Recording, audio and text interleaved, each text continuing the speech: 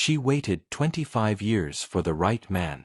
And the billionaire gave her the love essayed survey. Paula stood in the rain outside the governor's mansion, mascara running down her face, her hands trembling as she clutched the letter that would change everything. For 25 years, she'd convinced herself she didn't need anyone. For 25 years, she'd built walls so high that even she couldn't see over them anymore. But the man standing in the doorway, the billionaire everyone warned her about, he wasn't just looking at her. He was seeing her. Really seeing her. And God help her, she was terrified. Before we dive into this incredible love story, if you're new here, hit that like button and drop a comment telling me where you're watching from. And to my amazing returning viewers, thank you for being here. You're the reason I keep bringing you these stories. Now grab your tissues, settle in, and whatever you do, don't click away. Trust me, you need to see how this unfolds. The champagne flute shattered against the marble floor of the Charleston Museum ballroom, and Paula Haakenson didn't even flinch. She'd been 38 years old for exactly 4 hours and 17 minutes, and she was done. Done with pretending. Done with smiling. Done with being the woman everyone expected her to be. Paula, sweetie, are you okay? Her best friend Celeste rushed over, her silver gown shimmering under the crystal chandeliers.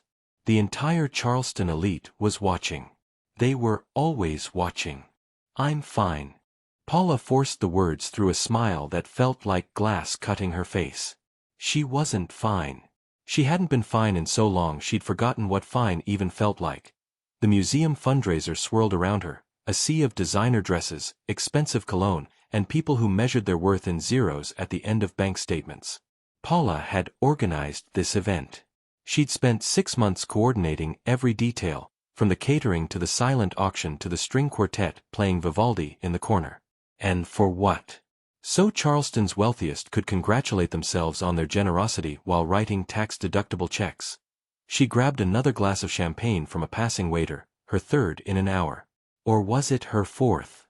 Who was counting? 38, she whispered to herself. 38 and alone. What was that? Celeste leaned in, concern creasing her beautiful face. Nothing. Paula downed half the champagne in one swallow. Just talking to myself. First sign of insanity, right? Celeste didn't laugh. Instead, she grabbed Paula's wrist, her grip surprisingly firm. Come with me.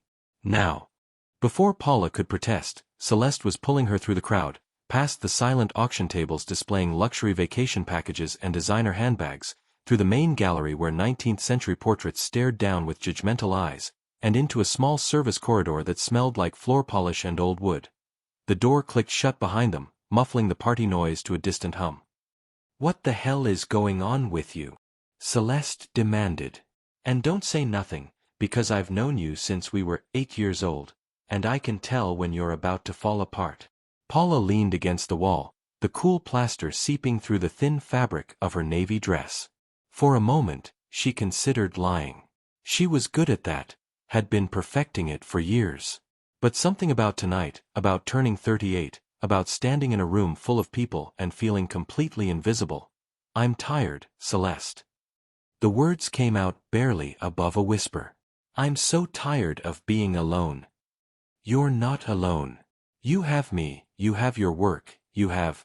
That's not what I mean. Paula's voice cracked. When's the last time someone touched me? And I don't mean a handshake at a business meeting or a hug from a friend. I mean really touched me. Looked at me like I was worth seeing. Worth wanting.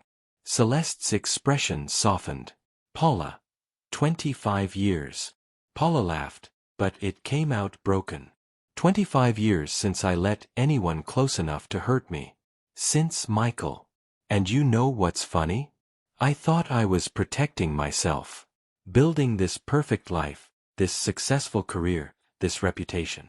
But all I did was build a prison. Quick question for you all watching. Have you ever felt invisible in a crowded room? Drop a comment and let me know. I read every single one. The door burst open, and a museum staff member poked his head in. Ms. Haakenson? Sorry to interrupt, but there's someone asking for you. Says it's urgent. Paula straightened, wiping under her eyes where she knew her mascara had probably smudged. Back to the mask. Back to being the Paula everyone expected. Who is it? Walter Horner. The billionaire. Celeste's eyes went wide. Oh my God, Paula. Walter Horner is here? At your event? Paula's stomach dropped. She knew the name. Everyone in Charleston knew the name. Walter B. Horner, real estate mogul, venture capitalist, the man who'd turned his grandfather's failing construction company into a multi-billion-dollar empire. He'd bought half of historic Charleston in the past 5 years, restoring buildings that others had written off as lost causes, bringing life back to forgotten neighborhoods. He was also notoriously private, rarely appearing at public events. And he definitely hadn't been on the guest list. Tell him I'll be right there. Paula's voice came out steadier than she felt. The staff member nodded and disappeared. You can't go out there looking like that. Celeste pulled a compact from her clutch. Your mascara is everywhere. Paula took the compact, staring at her reflection. 38 years old. Caramel skin that used to glow but now just looked tired. Dark eyes that had seen too much disappointment. Natural curls she'd fought with for 2 hours to pin into an elegant updo that was already coming loose. You're beautiful, Celeste said softly. You just forgot how to see it. Paula dabbed at the mascara smudges, trying to salvage what was left of her makeup. Why would Walter Horner want to see me? Maybe he wants to make a donation. Then he could have sent a check. Maybe he wants to see you. Celeste's smile was mischievous. I've heard things about him, you know. They say he's gorgeous. 42, never married, built like he actually works those construction sites himself instead of just owning them. They also say he's ruthless. That he'll do anything to get what he wants. So, you could use a little ruthless in your life. Shake things up. Paula handed back the compact. I've spent 25 years avoiding men like that. Maybe that's the problem. Before Paula could respond, she was walking back into the ballroom, her heels clicking against the polished floor with a confidence she didn't feel. The crowd had shifted, creating a subtle opening near the entrance, and that's where she saw him. Walter Horner stood like he owned the room, which, knowing his real estate portfolio, he probably owned the building. 6'3", broad shoulders filling out a custom navy suit that probably cost more than Paula's car. Dark hair with silver threading through the temples. Sharp jawline. Eyes that were scanning the crowd with an intensity that made her breath catch. And then those eyes landed on her. The world didn't stop. That only happened in movies. But something shifted. The air changed. Paula felt it in her chest, in her throat, in the way her fingers suddenly tingled. He moved through the crowd like water parting, people instinctively stepping aside. He didn't smile. Didn't acknowledge anyone who tried to catch his attention.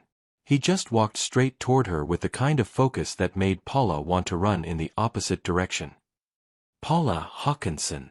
His voice was deep, rough around the edges like he didn't use it enough. I've been looking for you.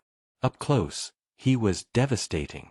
Not handsome in the conventional sense. His features were too sharp, too intense for that. But there was something about the way he looked at her, like she was the only person in the entire room, that made her forget how to breathe. Mr. Horner. She extended her hand, proud when it didn't shake. This is a surprise. I don't believe you were on tonight's guest list. His hand engulfed hers, warm, calloused despite his wealth. Not the soft hands of someone who only signed checks. I don't usually RSVP to these things. Bad habit. He didn't let go immediately. Call me Walter. Then call me Paula. She gently extracted her hand, trying to ignore the way her skin still felt warm where he'd touched it.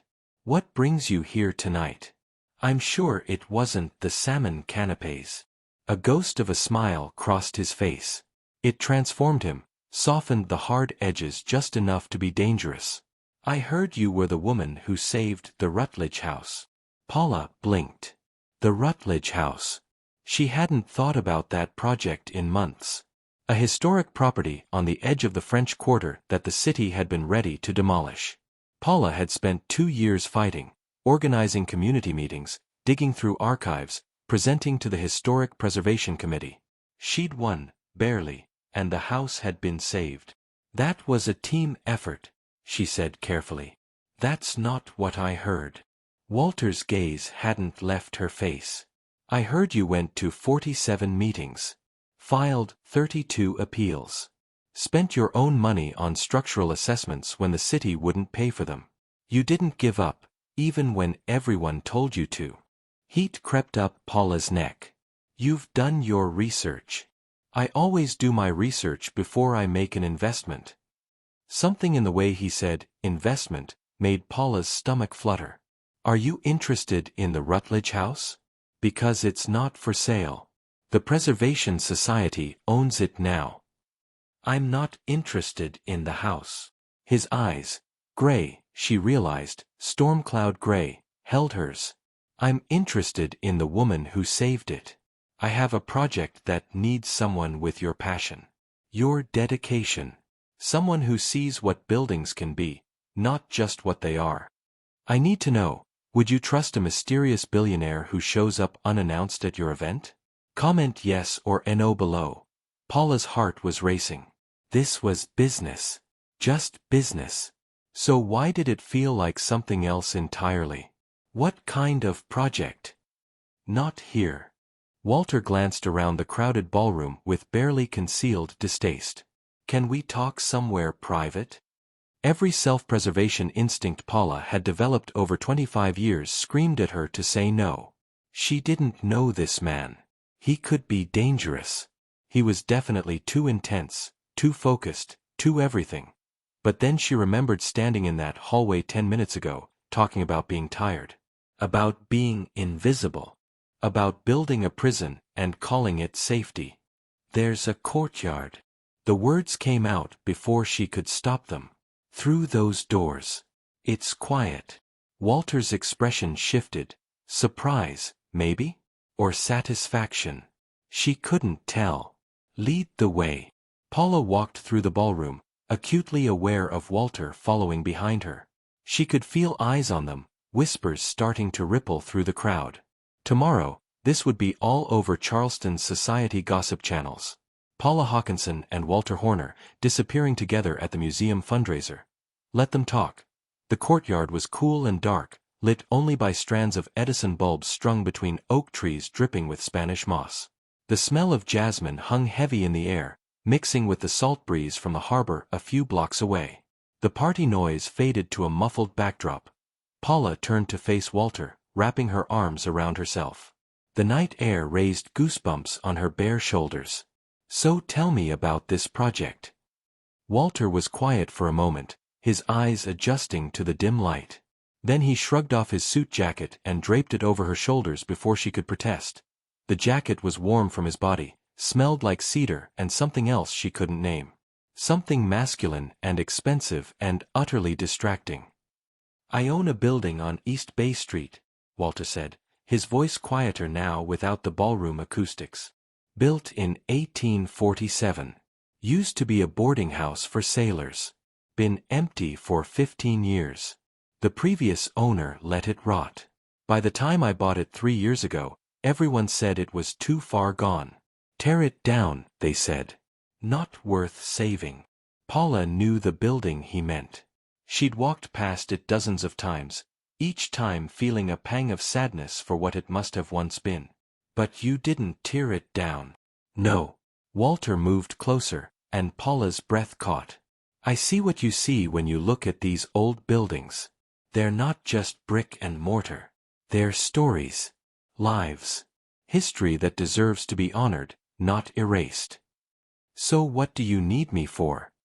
Paula's voice came out barely above a whisper. You clearly don't need help seeing the value. I need someone to help me do it right. The restoration. The design. Making sure every detail honors the original while making it functional for today. He paused, and something flickered in his eyes. Vulnerability. And I need someone who'll call me out when I'm about to make a mistake. Someone who won't be intimidated by me. Paula almost laughed. You think I'm not intimidated by you? I think you're standing here in the dark with me instead of running back to your safe party. That takes courage. Walter's hand came up, hovering near her face like he wanted to touch her but was holding himself back. I watched you in there. The way everyone looked at you with respect. With admiration. But you looked so alone. Like you were drowning in a room full of people. The observation was so accurate, so painfully precise, that Paula felt tears prick her eyes. You don't know anything about me. Then tell me. His voice dropped even lower. Tell me why a woman who fights for buildings like they're her own children goes home to an empty house every night. How do you know I go home to an empty house? Because I recognize the look. I see it in the mirror every morning. The confession hung between them, raw and honest. Paula's hands were trembling inside the warm cocoon of his jacket. This was too much, too fast. She'd known this man for 10 minutes. 10 minutes, and he was already seeing things she'd hidden from everyone else for years. I should get back to the party. She started to shrug off his jacket. Walter's hand caught her wrist, gentle but firm. Don't. Please. Don't what? Don't run. Not yet. His thumb brushed against her pulse point, and she knew he could feel how fast her heart was racing. Have dinner with me. Tomorrow night. Let me show you the building, talk about the project. If you're not interested, I'll leave you alone. But give me a chance to. To what? Paula challenged, even as every cell in her body was screaming yes, yes, yes. Walter's eyes locked on hers. To convince you that some things are worth the risk. The door to the courtyard burst open, and Celeste's voice rang out. Paula, the mayor's asking for you. Something about the auction. She stopped short, taking in the scene. Walter still holding Paula's wrist. The jacket around Paula's shoulders. The way they were standing so close they were almost touching. Oh, sorry. I can tell him you're busy. No. Paula gently pulled her hand free, immediately missing the warmth. I'll be right there. Celeste raised an eyebrow but ducked back inside. Paula looked up at Walter. 42 years old, never married, built like he worked construction sites himself, eyes that saw too much. Everything about him screamed danger. Complication. The opposite of the safe, controlled life she'd built. Tomorrow night, she heard herself say. 7 o'clock. But this is just about the building. Just business. Walter's smile was slow, devastating. Of course. Just business. He was lying. She could see it in his eyes, and God help her, so was she. Paula's apartment was in a converted cotton warehouse in the French Quarter. Exposed brick, floor-to-ceiling windows, and enough space for one person to live comfortably while avoiding the fact that it was designed for a family. She'd lived here for 7 years. Alone. It was 2 a.m., and she was standing in her kitchen in an old college t-shirt and pajama shorts, eating birthday cake straight from the box with a fork. The cake Celeste had ordered for the fundraiser, chocolate with raspberry filling, expensive enough to feed 20 people. Paula had brought it home because watching it get cut up and distributed felt too much like a metaphor for her life. Her phone buzzed on the counter. A text from Celeste. So. Walter Horner. Spill. Now. Paula ignored it, shoving another bite of cake into her mouth. Her laptop sat open on the counter, the screen glowing with search results. She'd spent the past hour falling down the rabbit hole of Walter B. Horner's digital footprint. There wasn't much. No social media presence. A few business articles about his real estate acquisitions and restoration projects. One 10-year-old photo from a charity gala where he looked younger, harder, like he was still learning how to wear expensive suits. And one article from 15 years ago about a house fire that killed his parents and younger sister. Paula's chest tightened reading that. He'd been 27. Lost his entire family in one night. No wonder he saw old buildings as stories worth saving. He understood what it meant to lose something you could never get back. Her phone buzzed again. Celeste wasn't giving up. Paula sighed and called her. Finally. Celeste answered on the first ring. Do you have any idea what time it is? You texted me first. Because I've been lying here for 3 hours dying of curiosity. What happened in that courtyard? And don't you dare say nothing, because Marcus Whitley told me he saw you two basically eye-fucking in the dark. Marcus Whitley needs to mind his business. Paula set down her fork, suddenly not hungry anymore. And nothing happened. We talked about a restoration project. He wants to hire me as a consultant.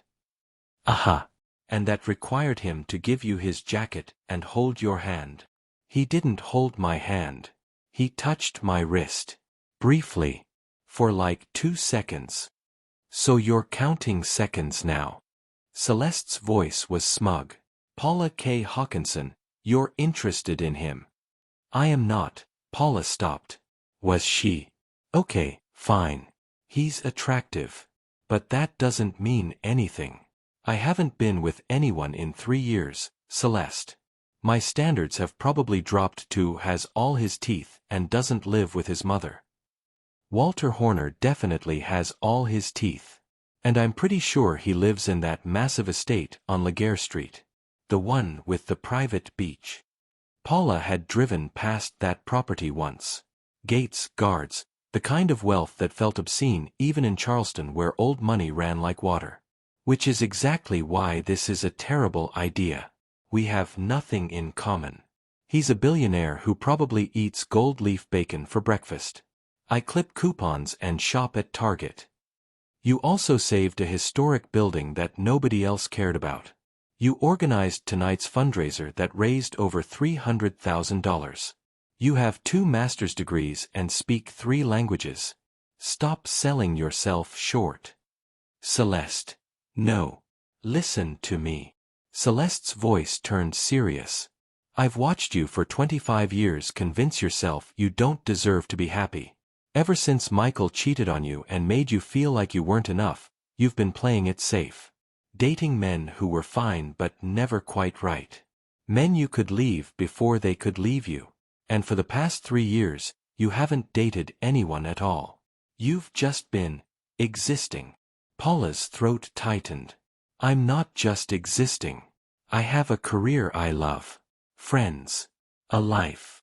You have a carefully constructed safety net that keeps you from ever feeling anything too deeply. And honey, I say this with love, but you're miserable. The words hit like a slap. Paula wanted to argue, but the birthday cake sitting half-eaten on the counter felt like evidence. Who ate birthday cake alone at 2 a.m. if they were happy? What if I get hurt again? Paula whispered. What if I let him in and he? What if you don't and you spend the rest of your life wondering what could have happened? Celeste's voice softened. Paula, you're 38 years old. You're beautiful, brilliant, and so scared of living that you're barely breathing. At some point, you have to decide if safety is worth the cost of never feeling anything real. After they hung up, Paula sat in the dark, staring at her reflection in the kitchen window. 38 years old. When had she become this person? The one who was so afraid of being hurt that she'd rather be numb. She thought about Walter's eyes in the courtyard. The way he'd looked at her like she was something precious he'd been searching for. The way his touch had made her skin feel electric for the first time in years. Here's my question for you. When someone hurts you deeply, how long is too long to keep protecting your heart? I'm really curious what you all think. Drop your thoughts in the comments. Her phone buzzed one more time. But this wasn't Celeste.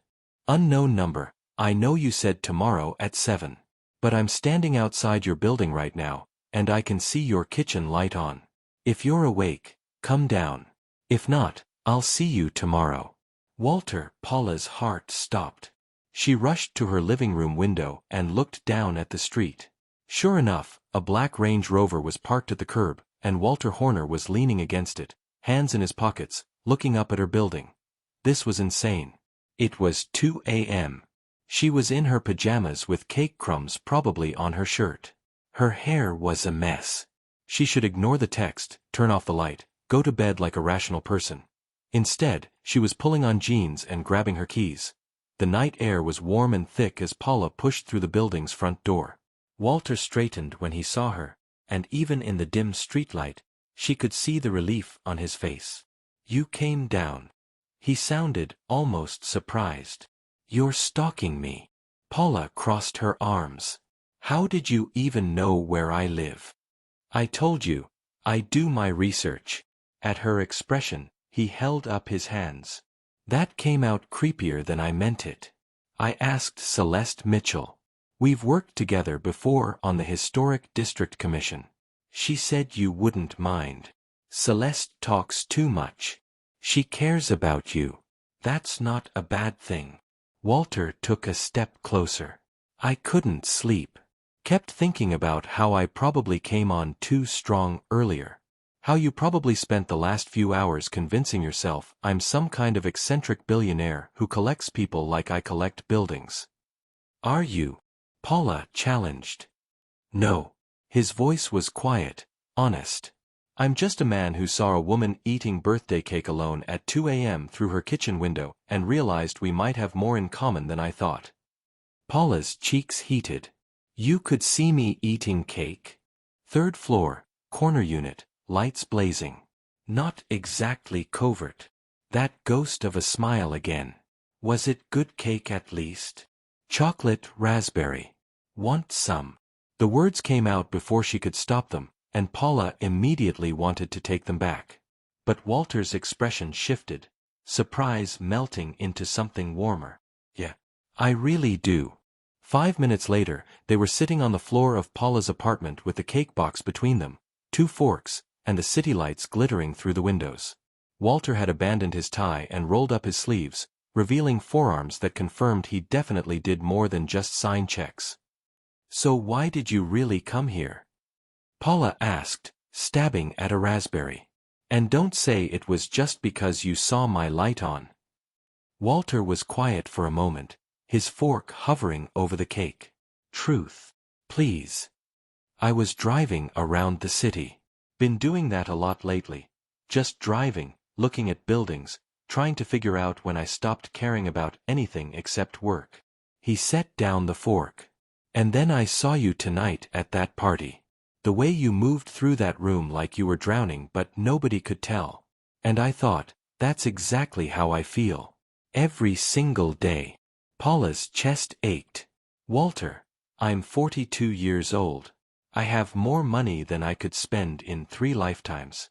I own half of Charleston. I can buy anything, go anywhere, do anything. His gray eyes met hers. And I'm completely alone. By choice. Mostly. After my family died, it felt easier to just not let anyone close. Not risk losing anyone else. 15 years ago, Paula said softly. The fire. I'm so sorry. You looked me up. Of course I did. You showed up at my event unannounced, asked me to dinner, and made me feel things I haven't felt in. She stopped, realizing what she was about to admit. In how long? Walter's voice was gentle. 25 years. The confession came out like a breath. I was 13 the last time I let myself really trust someone with my heart. His name was Michael. We dated all through high school and college. I thought we'd get married, have kids, build a life together. And then I found him in bed with my roommate 2 weeks before graduation. Walter's jaw tightened. He was an idiot. He said I was too much, too intense, too ambitious, that I made him feel small. Paula laughed, but it came out broken. So I spent the next 25 years making sure I never made anyone feel small again. I dated casually, kept things surface level, built this perfect life where I was successful and independent and completely in control. And I told myself I was happy. But you're not. No. The admission felt like stepping off a cliff. I'm not. I'm so tired of being alone, Walter. But I'm even more tired of pretending I'm not lonely. Walter set down the cake box and shifted closer. Not touching her, but close enough that she could feel the heat from his body. What if we made a deal? What kind of deal? We're both lonely. We're both tired of pretending. What if we agreed to just be honest with each other? No games. No walls. No pretending to be fine when we're not. Paula's heart was hammering. That's terrifying. I know. Walter's hand came up, fingertips barely brushing her cheek. But maybe it's time to be terrified. Maybe that's better than being numb. Paula closed her eyes, leaning into his touch without meaning to. His hand was warm, solid, real. When was the last time someone had touched her like this? Like she was something precious. I don't know how to do this, she whispered. I don't know how to let someone in. Then we'll figure it out together. Walter's thumb traced her cheekbone. Starting with dinner tomorrow night. Just you and me and an old building that needs saving. No pressure. No expectations. Just two people who are tired of being alone. Paula opened her eyes. Walter's face was inches from hers, close enough that she could see flecks of blue in his gray eyes, close enough to count the silver strands in his dark hair. Close enough to kiss him if she was brave enough. She wasn't. Not yet. But she could say yes to dinner. Okay, she breathed. Tomorrow night. 7 o'clock. Walter's smile was devastating. I'll pick you up. I can drive myself. I know you can. But I want to pick you up. Let me do that. It was such a small thing. But after 25 years of insisting she didn't need anyone, of driving herself everywhere and opening her own doors and carrying her own burdens, the idea of someone wanting to take care of her, even in this small way, made Paula's throat tight with emotion. Okay, she said again. Walter stood, offering her his hand. Paula took it, letting him pull her to her feet. They stood there for a moment, hands still clasped, neither quite ready to let go. I should go, Walter said finally. Let you get some sleep. Yeah, it's late. But neither of them moved. Finally, Walter raised her hand to his lips and pressed a kiss to her knuckles, old-fashioned, gentlemanly, and so unexpectedly tender that Paula felt tears prick her eyes. Tomorrow, he said. Tomorrow, she echoed. After he left, Paula stood at her window and watched his Range Rover disappear down the street. Then she walked back to the kitchen, looked at the half-eaten birthday cake, and started laughing. 38 years old. Eating cake at 2 a.m. with a billionaire on her apartment floor. This wasn't the life she'd planned. But maybe, just maybe, it was the life she'd been too scared to hope for. Her phone buzzed. Walter, you're still standing at the window. Go to bed, Paula. Sweet dreams. Paula's breath caught. He was watching. Probably parked down the street where she couldn't see him, making sure she got back inside safely. She typed back, "Stalker." His response was immediate. Maybe. Sleep well. Paula smiled, actually smiled, for the first time in months. Then she turned off the lights, climbed into bed, and fell asleep thinking about gray eyes and gentle hands and the terrifying possibility that maybe, just maybe, she was ready to take a risk. Walter arrived at exactly 7 o'clock, which Paula discovered because she'd been watching the clock for the past hour like a teenager waiting for prom. She'd changed outfits 4 times, finally settling on a simple black dress that Celeste had talked her into buying last year and she'd never worn. It was elegant without being too formal, showed just enough skin to be interesting, and made her feel like someone worth looking at. Her hands were shaking as she applied lip gloss for the 3rd time. This is ridiculous, she told her reflection. You're a grown woman. Act like it. Her reflection looked unconvinced. The buzzer rang, and Paula's stomach flipped. She grabbed her purse, took one last look in the mirror, and headed downstairs before she could lose her nerve. Walter was standing in the building's small lobby, and the sight of him made Paula's breath catch. He'd traded the suit for dark jeans and a white button-down with the sleeves rolled up, and somehow he looked even more devastating. Less billionaire, more man. Real. Approachable. Dangerous. High. His eyes traveled over her, slow and appreciative. You look beautiful. Thank you. Paula's voice came out steadier than she felt. You clean up pretty well yourself. I try. He offered his arm. Ready. Paula hesitated for just a second. Old habits, old fears, then slipped her hand into the crook of his elbow. The simple contact sent warmth racing up her arm. The Range Rover was waiting outside, and Walter opened the passenger door for her. Paula climbed in, surrounded by leather and that cedar scent she was starting to associate with him. The interior was immaculate but not sterile. There was a worn paperback in the center console, a travel mug in the cup holder, a pair of work boots in the back seat. "You actually wear those?" Paula gestured to the boots as Walter slid into the driver's seat. "Every day." He caught her surprised expression. "What, you thought I just signed checks and showed up for photo ops?" "Most billionaires do." "I'm not most billionaires." Walter started the engine. "I spent 10 years working construction sites before my grandfather died and left me the company.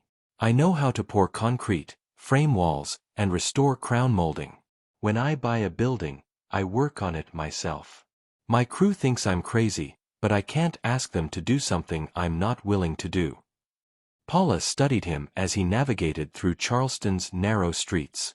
In the fading evening light, she could see the small scars on his hands, the calluses on his palms. These weren't the hands of someone who just pushed money around. These were hands that built things, fixed things, created things. "What are you thinking?" Walter asked, glancing over at her. "That you're not what I expected." "Good or bad?"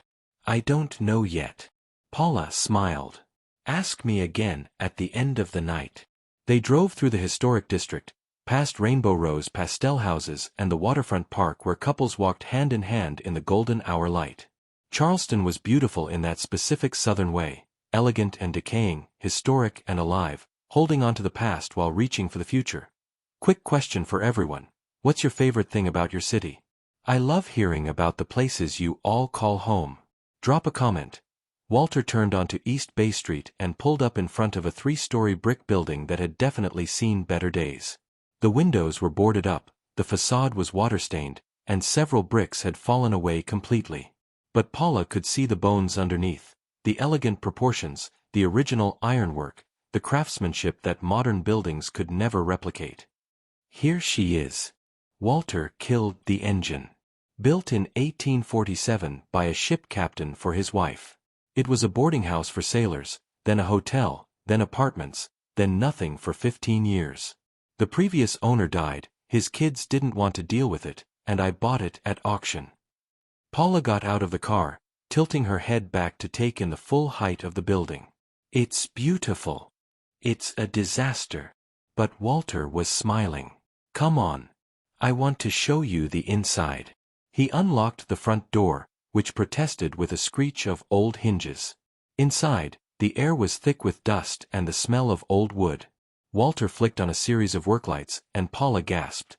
The interior was gutted but intact. Original heart pine floors, exposed brick walls, soaring ceilings with ornate plaster medallions.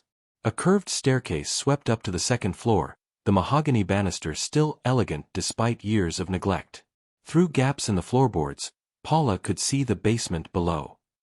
Walter. She turned in a slow circle, taking it all in. This is incredible. Wait until you see the second floor. His hand touched the small of her back, guiding her toward the stairs. Watch your step. Some of the treads are loose. They climbed carefully, Walter's hand never leaving her back. The second floor opened into what must have been a grand parlor. Tall windows facing the harbor, original crown molding, a fireplace with a marble mantel. The captain's wife used to host parties here, Walter said softly. According to the historical records, she was famous for her hospitality. People came from all over Charleston just to sit in this room. Paula walked to the windows. Through the dirty glass, she could see the harbor, the church steeples, the city lights starting to twinkle in the dusk. She could imagine women in hoop skirts and men in waistcoats, the room alive with conversation and laughter and life. What do you want to do with it? She asked. Walter came to stand beside her. Mixed use. Ground floor retail, apartments above. But I want to honor what it was. The captain built this for his wife because he loved her. That love is in every detail, The way the windows framed the harbor so she could watch for his ship, the fireplace positioned so she could be warm while she waited. I want whoever lives here to feel that. To know they're part of something that matters. Paula's throat was tight. That's beautiful. That's why I need you. Walter turned to face her. You understand that buildings aren't just structures. They're stories. Lives. Love made tangible. And I need someone who'll help me honor that story while making this place functional for modern life. You don't need me. You could hire any preservation architect in the city. I don't want any architect. I want you. His gray eyes held hers. I watched you fight for the Rutledge House. I read every letter you wrote to the Preservation Committee, every appeal you filed. You didn't give up because you saw what I see, that when we tear down these old buildings, we're not just destroying brick and mortar. We're erasing the evidence that people loved, lived, hoped, dreamed. We're saying their stories don't matter. Paula's hands were trembling. No one had ever understood. Not really. Not like this. I'll pay you, of course. Walter continued. Consultant fees, whatever you think is fair. But more than that, I want you to have creative control. I want this to be a collaboration. Your vision and mine, together. Why? Paula whispered. Why does this matter so much to you? Walter was quiet for a long moment. Then he walked to the fireplace and ran his hand over the marble mantel. My family died in a house fire. But before that happened, that house was full of love. My mom baking cookies while my dad helped my sister with her homework. Sunday dinners where we'd all talk over each other. Christmas mornings. Birthday parties. Life. His voice cracked slightly, and Paula's heart broke for him. After they died, the house was condemned. Too much damage. They tore it down 6 months later, and suddenly it was just gone. Like they'd never existed. Like all that love, all those memories, all those moments, they never happened. He turned to face her, and his eyes were bright with unshed tears. I buy these old buildings because I can't save my family's house. But I can save someone else's. I can make sure their stories don't disappear. I can honor the love that built them. Paula crossed the room before she could think, before fear could stop her. She took his hand, lacing her fingers through his. I'll help you, she said. Not for the money. Because I understand. Because I see what you see. Because this matters. Walter's hand tightened around hers. Thank you. They stood there in the fading light, hands clasped, surrounded by dust and decay and the echo of a love story from 1847. And Paula realized with a sudden clarity that terrified her, this wasn't just about a building. This had never been just about a building. I brought dinner, Walter said finally, his voice rough. Thought we could have a picnic up here. If that's okay. That sounds perfect. Walter retrieved a basket from his car. Of course he'd brought a basket, complete with a blanket and actual plates instead of paper. Paula helped him spread the blanket on the cleanest section of floor, and they sat down to cold fried chicken, potato salad, biscuits, and sweet tea. Did you make this? Paula asked around a bite of chicken that was legitimately delicious. God, no. I can barely boil water. Walter grinned. There's a woman named Loretta who runs a soul food place on King Street. She's been feeding me since I moved to Charleston 10 years ago. When I told her I was having dinner with someone special, she insisted on packing this. Someone special. Paula's heart skipped. Walter's gaze locked on hers. Yeah. Someone special. The air between them shifted, charged with something Paula couldn't name. Want, maybe. Or hope. Or the terrifying possibility of something real. Tell me something about you, Walter said. Something you don't tell people. Paula took a sip of sweet tea, buying time. What could she say? That she was scared? That she'd been numb for so long she'd forgotten what feeling actually felt like? That sitting here with him made her want things she'd convinced herself she didn't deserve. I wanted to be a dancer, she said instead. When I was little. My mom put me in ballet classes when I was 5, and I loved it. The discipline. The beauty. The way you could tell a story without words. What happened? I got to be 13, and my body started changing. Suddenly I had hips and breasts and curves, and the ballet instructor told my mom I didn't have the right physique. That I should consider modern dance instead. Paula's voice hardened. I knew what she really meant. I wasn't thin enough. I wasn't white enough. I didn't fit the image of what a ballerina should look like. Walter's jaw tightened. That's racism disguised as professional advice? Yeah. Paula shrugged, but the memory still stung 25 years later. I quit dancing. Convinced myself I didn't care. Focused on school instead, on being successful, on proving I was worth something even if I didn't fit anyone's image of perfect. Paula. Walter set down his chicken. You are perfect. Not in spite of your curves or your skin or anything else. You're perfect because you're you. And that instructor was a blind idiot who missed the chance to work with someone extraordinary. Tears pricked Paula's eyes.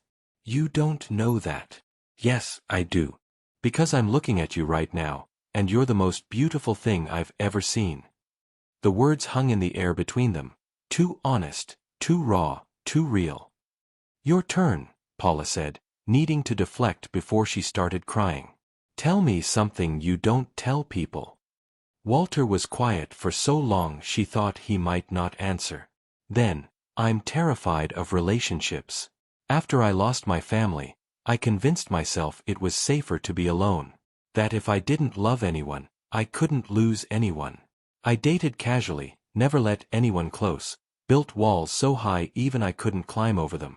And then I turned 42 last month, and I realized I'd built a perfect life that was completely empty. Paula's breath caught. That's why you came to the fundraiser. I was driving past, saw the lights, saw all those people celebrating together. And I thought, when was the last time I celebrated anything that mattered? He turned to face her fully. Then I saw you through the window. You were smiling, talking to someone, playing the perfect hostess. But your eyes were so sad. And I just knew, that you understood what it felt like to be drowning while everyone around you thought you were fine. So you stalked me. Paula's lips quirked. I prefer, persistently pursued. Walter's smile was self-deprecating. Look, I know this is fast. I know we just met. I know I probably seem like some crazy billionaire who makes impulsive decisions. But Paula, I haven't felt anything in 15 years. And then I saw you, and suddenly I was feeling everything all at once. And it was terrifying and amazing, and I needed to know if you felt it too. Paula's heart was hammering so hard she was sure he could hear it. What if I did? What if I told you that you scare me and excite me and make me feel things I swore I'd never feel again? What then? Then I'd say we take it slow. One day at a time. No pressure. No expectations. Just two people who are tired of being alone, figuring out if maybe, they don't have to be anymore. Paula looked into his storm-cloud eyes and saw her own hope, her own fear, her own desperate need reflected back at her. This was crazy. She'd known him for less than 24 hours. She didn't do impulsive. She didn't take risks. She'd spent 25 years building walls specifically to prevent this. But she was so tired of being safe. Okay, she whispered. One day at a time. Walter's smile was like sunrise breaking through storm clouds. Yeah. Yeah. He leaned forward slowly, giving her time to pull away. Paula didn't. His hand came up to cup her face, his thumb tracing her cheekbone with devastating gentleness. And then his lips were on hers, soft, questioning, asking permission with every breath. Paula's eyes fluttered closed. The kiss was nothing like she'd imagined. It wasn't passionate or demanding. It was tender, reverent, like he was savoring something precious he'd been searching for his entire life. When they finally broke apart, both breathing hard. Walter rested his forehead against hers. "I've been waiting for you," he said softly. "I didn't know it until last night, but I've been waiting for you my whole life." Paula's tears finally spilled over. "I'm scared." "Me too." He kissed her forehead, her cheeks, the tears on her lashes. "But maybe we can be scared together." They finished dinner as the last light faded from the windows, talking about everything and nothing.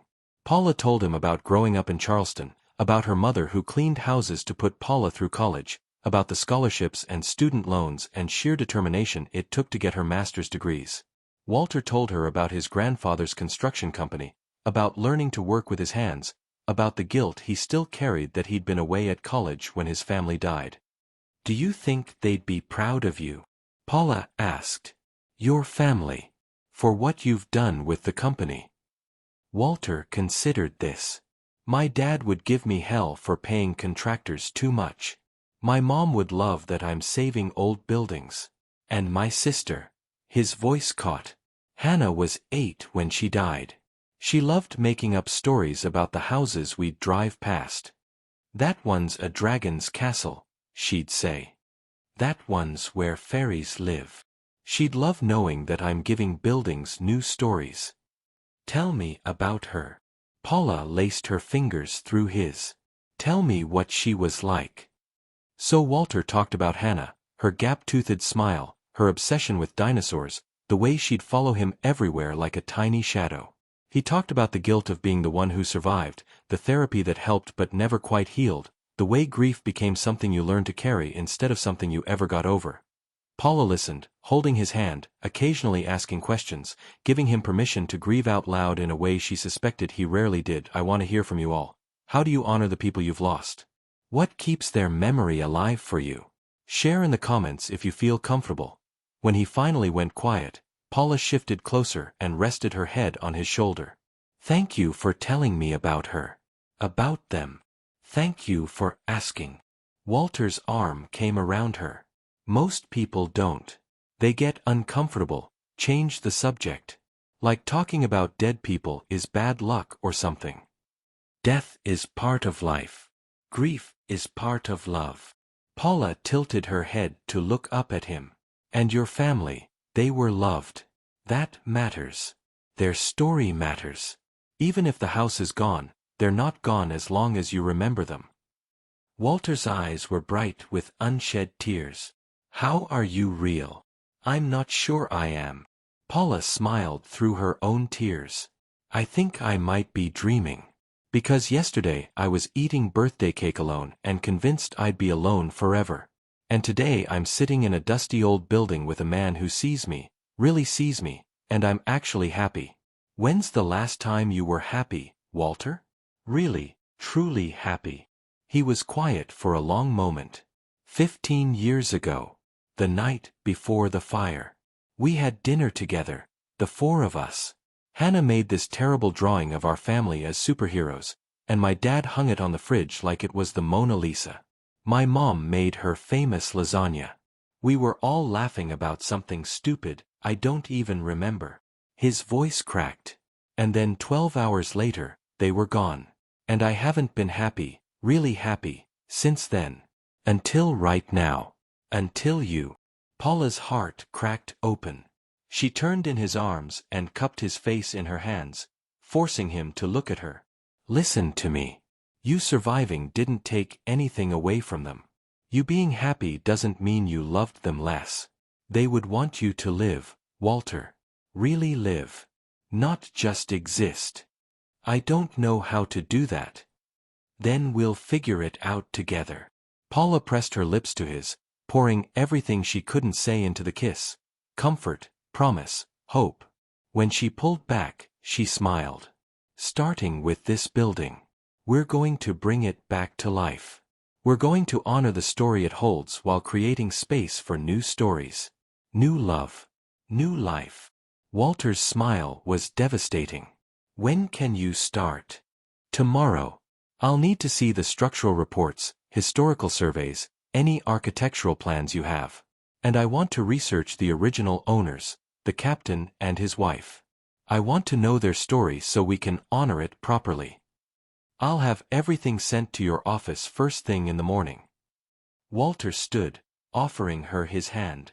Come on. There's one more thing I want to show you. He led her up another flight of stairs to the 3rd floor. This level was in worse shape, gaping holes in the walls, exposed beams, water damage everywhere. But Walter guided her carefully to the far corner, where a small door stood partially open. Watch your head, he warned, then pushed through the door. Paula stepped out onto a rooftop terrace and gasped. The view was breathtaking. Charleston spread out below them like a jewel box, church steeples piercing the darkening sky, the harbor glittering with reflected lights, the bridge spanning the water like a necklace of stars. Oh my God, she breathed. The captain built this for his wife so she could watch for his ship coming into harbor, Walter said softly, coming to stand behind her.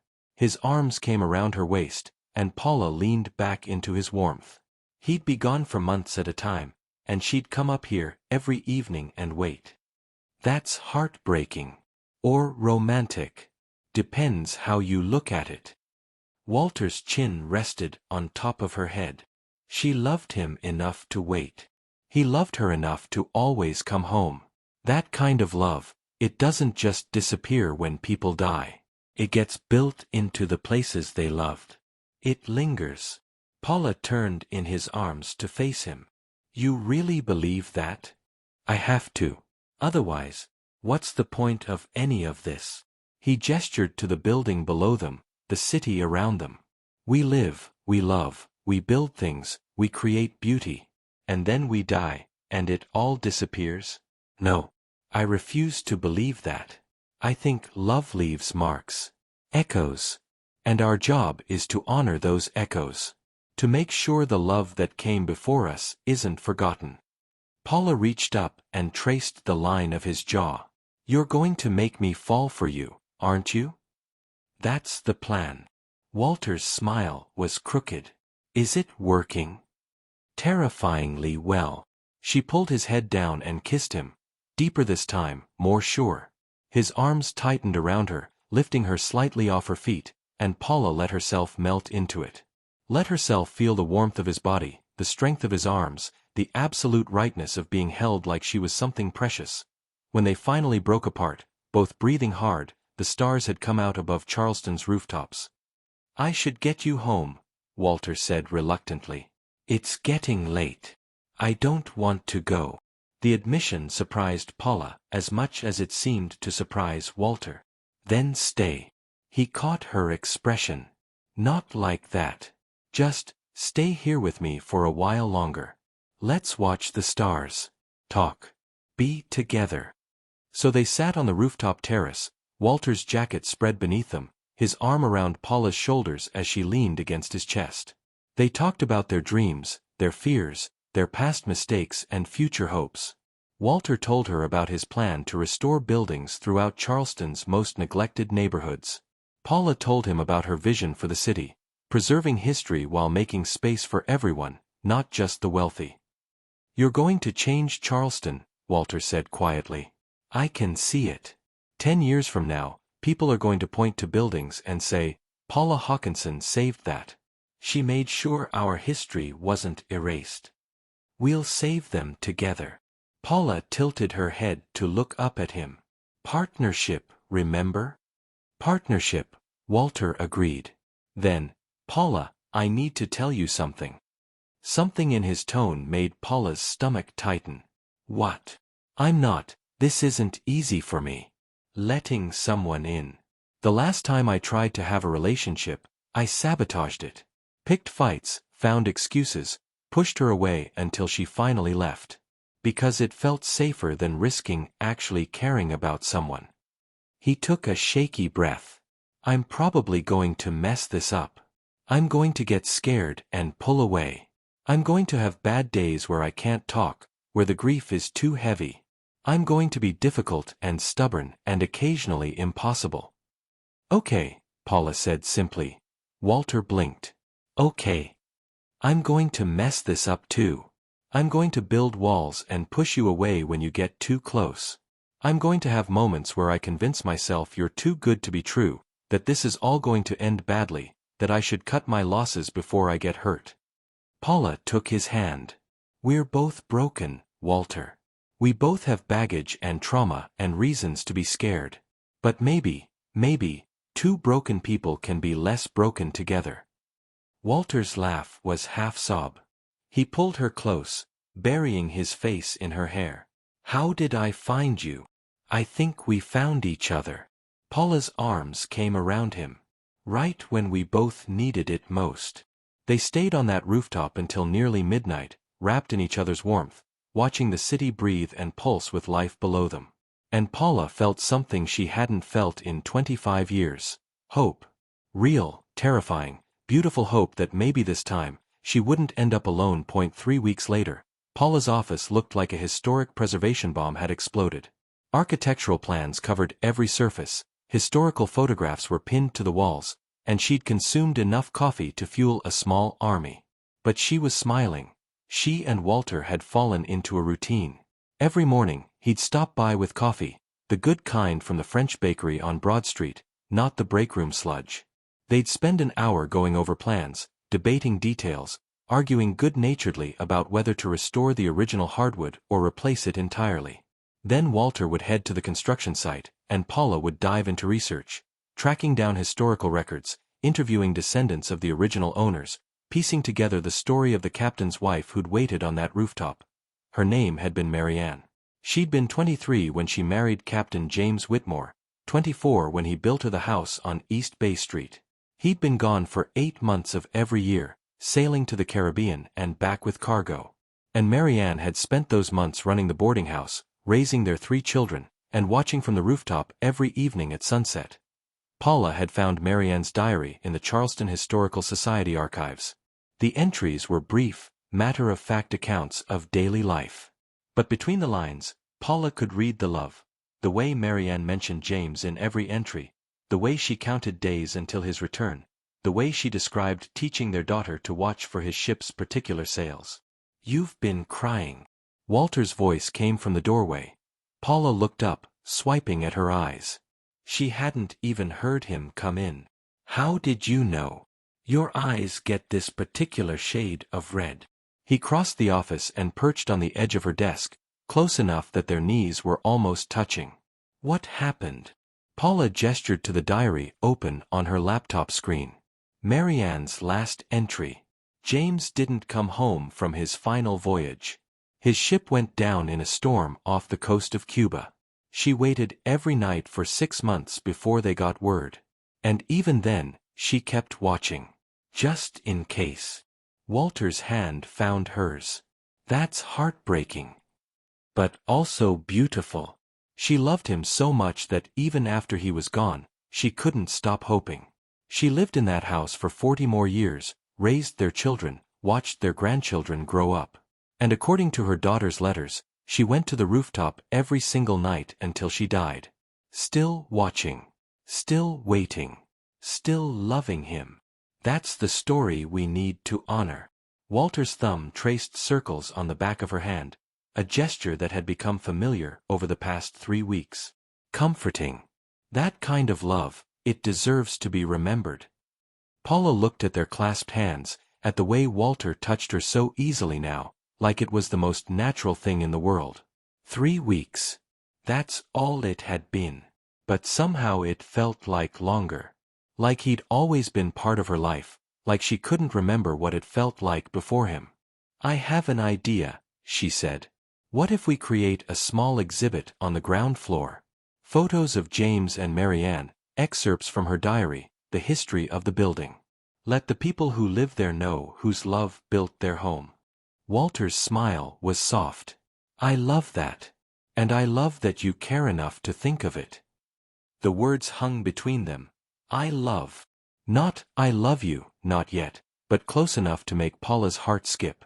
They'd been careful over the past 3 weeks, taking things slow like they'd promised. Dinners together. Long conversations on the phone. Walter bringing her lunch when she worked late. Paula showing up at the construction site with sweet tea and homemade cookies. But they hadn't talked about what this was. Where it was going. whether they were just two lonely people enjoying each other's company or something more.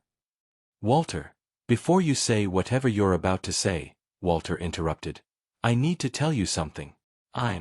He stopped, running his free hand through his hair. I'm not good at this. The talking about feelings thing. But you deserve honesty, so here it is. I'm falling for you, Paula. Hard and fast and probably way too soon. And it scares the hell out of me. Paula's breath caught. Walter, let me finish. His gray eyes held hers, vulnerable and open. I know it's only been 3 weeks. I know we said we'd take it slow. But every morning I wake up thinking about you. Every decision I make about this building, I wonder what you'd think. Every night I go to bed wishing you were there beside me. And I know that's probably too much, too fast, but I'm 42 years old and I've wasted enough time pretending I don't want things I want. So there it is. I'm falling for you. And if that scares you off, I'll understand. But I had to say it. Paula's heart was thundering so hard she could barely hear herself think. 3 weeks. He was right. It was too fast, too soon, too intense. She should slow this down, pump the brakes, protect herself before she got hurt. But she was so tired of protecting herself. I'm falling for you too, she whispered. And it terrifies me. Because the last time I let myself fall, I got shattered. And I don't know if I can survive that again. Walter slid off the desk and knelt in front of her chair, taking both her hands in his. Then don't fall alone. Fall with me. And if we hit the ground, at least we'll hit it together. Okay, I need to know what you're all thinking right now. Is 3 weeks too soon to fall in love, or do you believe in when you know, you know? Drop your thoughts in the comments. Paula looked into his eyes, those storm cloud eyes that saw straight through every wall she'd ever built, and made a choice. Okay. Okay. I'm falling. With you. Together. She leaned forward, resting her forehead against his. But I need you to be patient with me. When I get scared and try to push you away, don't let me. When I build walls, climb them. When I convince myself this is too good to be true, remind me it's real. I promise. Walter's hands cupped her face. And I need you to do the same for me. When I pull away because I'm scared of losing you, pull me back. When I work too much because it's easier than feeling, call me out. Paula kissed him, cutting off the words. She kissed him like she was drowning and he was air, like he was the answer to questions she'd been too afraid to ask. His arms came around her, pulling her close, and Paula let herself melt into it.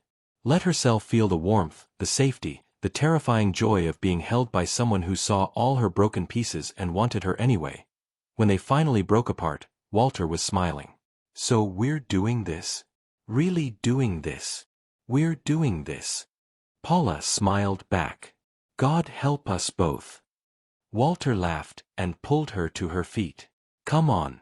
I want to show you something at the site. The crew finished the second-floor restoration yesterday, and I need your professional opinion. Professional opinion, huh? Paula grabbed her purse. Is that what we're calling it now? Would you prefer I say I just want to spend more time with you because being away from you makes my chest hurt? Paula's breath caught. Walter, too much. He grimaced. Sorry. I told you I'm bad at this. No. Paula took his hand, lacing their fingers together. Not too much. Just right. They drove to the East Bay Street building in Walter's Range Rover, fingers still entwined. The construction site was quiet. The crew had left for the day, leaving only the sounds of the city filtering through the open windows. Walter led Paula inside and up the restored staircase. The second floor was transformed. The floors had been refinished to a warm honey glow, the walls replastered and painted in historically accurate colors, the windows restored to let in the harbor light. The fireplace had been cleaned and repointed, the marble mantel gleaming. Walter. Paula turned in a slow circle. This is beautiful. Wait until you see the third floor. His eyes were bright with excitement. Come on. The third-floor apartments were framed in but not finished, allowing Paula to see the thoughtful layout. 2 bedrooms, open living spaces, kitchens positioned to catch the morning light. But it was the master bedroom that made her gasp. Walter had kept Marianne's rooftop door, had built the entire apartment around it, positioning the bedroom so that whoever lived there could step out onto the terrace and watch the harbor just like Marianne had. "You honored her," Paula whispered, tears pricking her eyes. "You made sure her story lives on." "We honored her." Walter came up behind Paula, his arms wrapping around her waist. "This was your vision, your research, your passion. I just provided the money and the labor." Paula leaned back against his chest, letting his warmth surround her. Through the doorway, she could see the rooftop terrace where they'd sat under the stars 3 weeks ago. Where this had all begun. "Tell me something," she said softly. "That first night, when you showed up at my apartment at 2 a.m., did you know? Did you know this was going to happen?" Walter was quiet for a long moment. "I knew I wanted it to happen. I knew I was tired of being alone. I knew looking at you made me feel something I hadn't felt in 15 years. His arms tightened around her. "But did I know we'd end up here?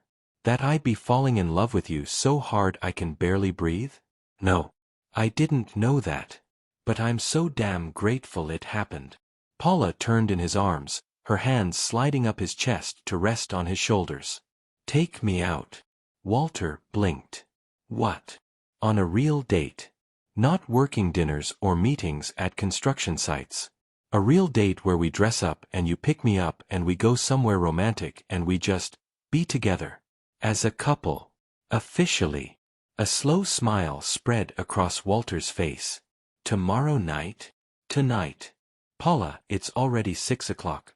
So we'll have a late dinner." "Walter, I've spent 25 years being careful and practical and planning everything 3 steps ahead. Just this once, I want to be impulsive. I want to celebrate this, us, right now, before fear has a chance to creep back in." Walter studied her face for a long moment. Then he pulled out his phone and made a call. "Marcus? It's Walter Horner. I need a table for 2 at Husk. Tonight. I know you're booked solid. That's why I'm calling in that favor you owe me. 8 o'clock? Perfect. Thank you." He hung up and grinned at Paula. "We have a reservation at Charleston's best restaurant in 2 hours. That gives you time to go home and change into something that'll make me forget how to form complete sentences."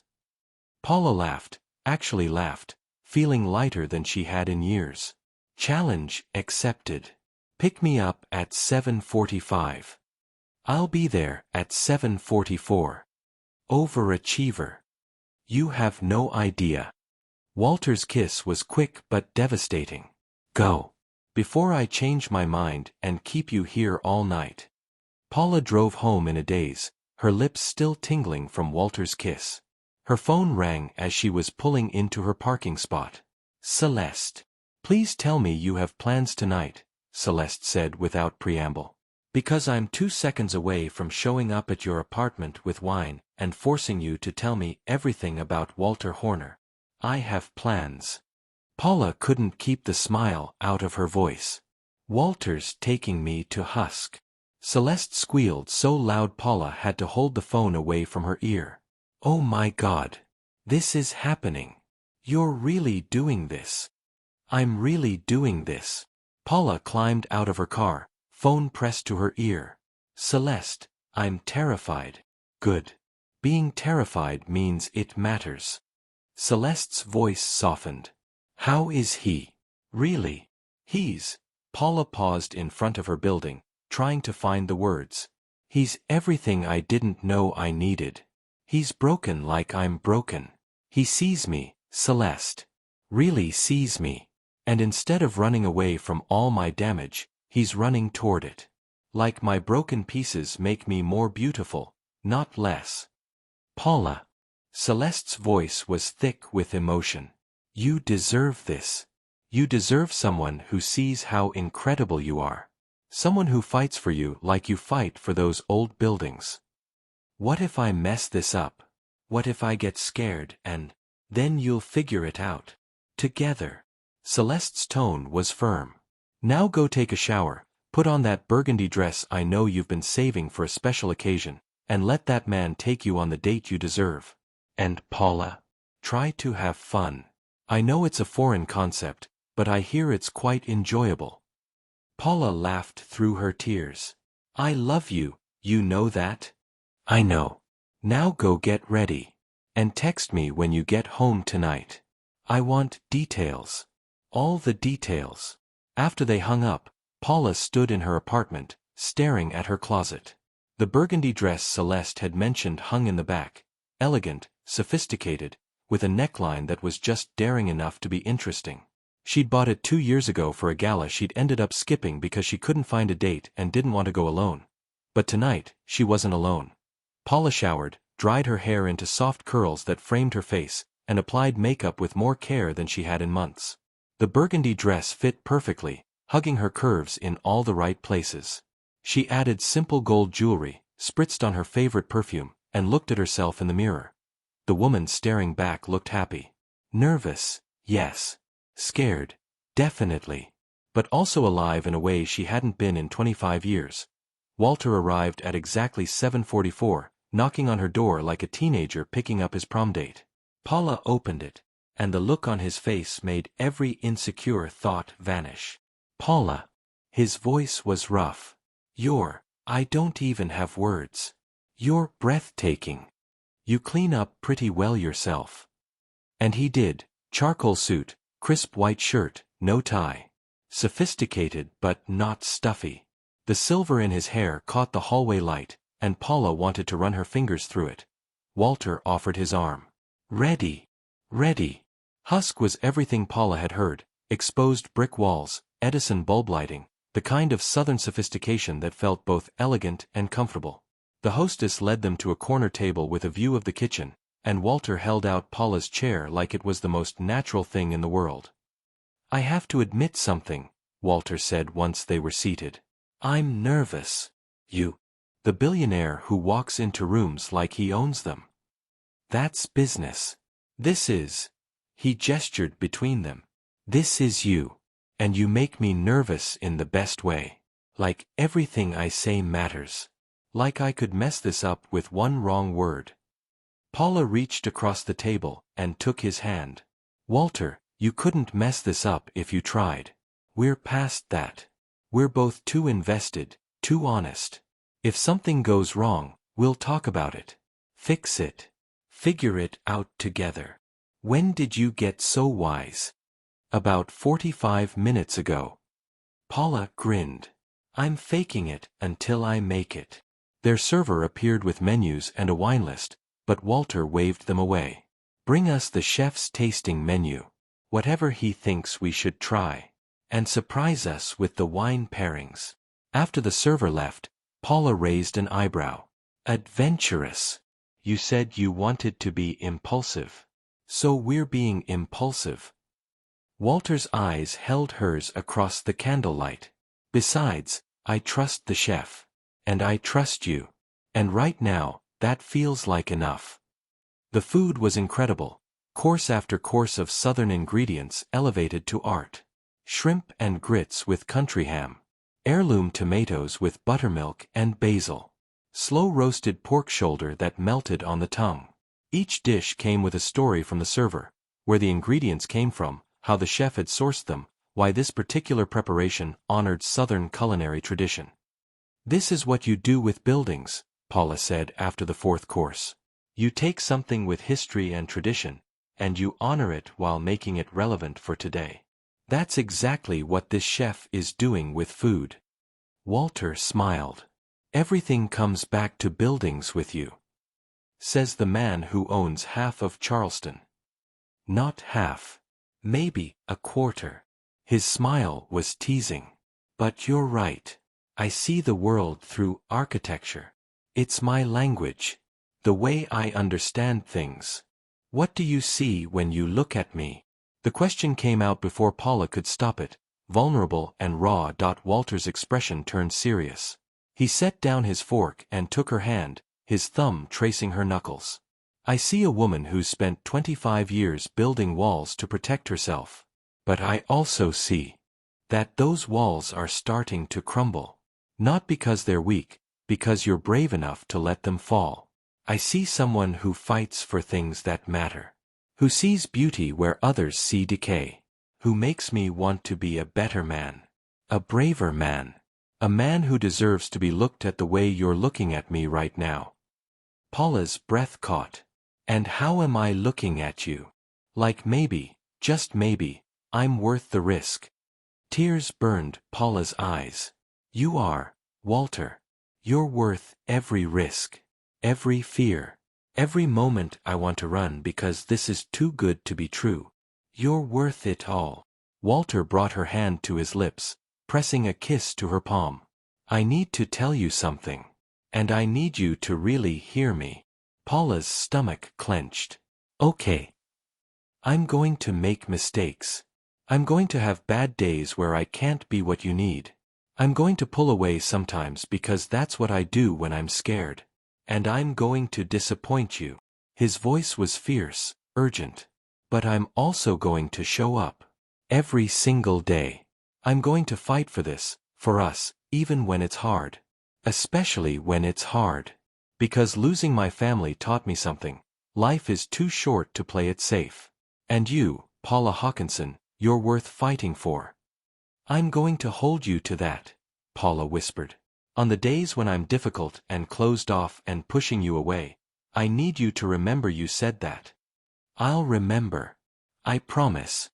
The rest of dinner passed in a blur of good food, better conversation, and the kind of easy intimacy that comes when two people stop pretending to be anything other than exactly who they are. They talked about their favorite childhood memories, Paula's summers in her grandmother's garden, Walter's construction site adventures with his grandfather. They talked about the future, Paula's dream of starting a historic preservation nonprofit, Walter's plan to restore buildings in Charleston's most neglected neighborhoods. We could do it together, Walter said as dessert arrived, a decadent chocolate soufflé with salted caramel ice cream. Your nonprofit could partner with my company. You handle the historical research and community engagement. I handle the financing and construction. Together, we could save dozens of buildings. Hundreds, maybe.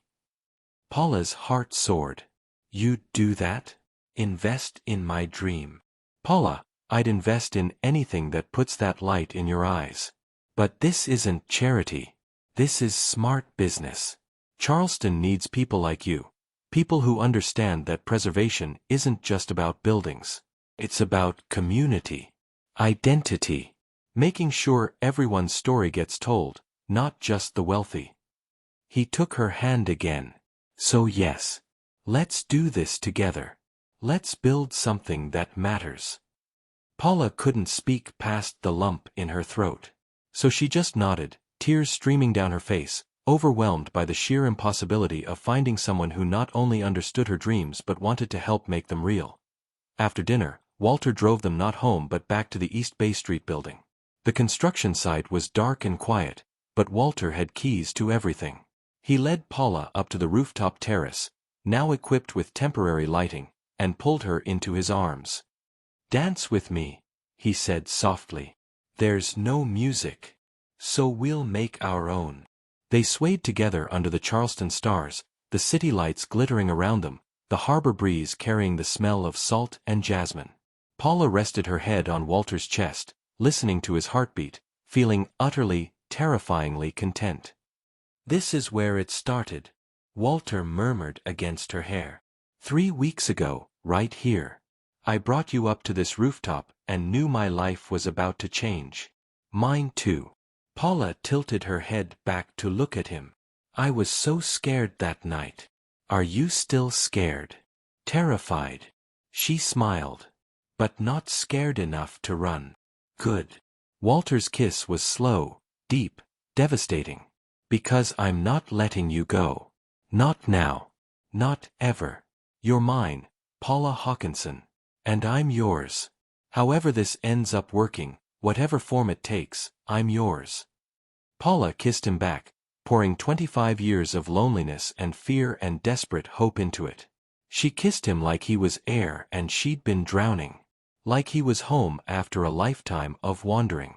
Like he was the answer to every prayer she'd been too scared to voice. When they finally broke apart, both breathing hard, Walter rested his forehead against hers. "Come home with me tonight.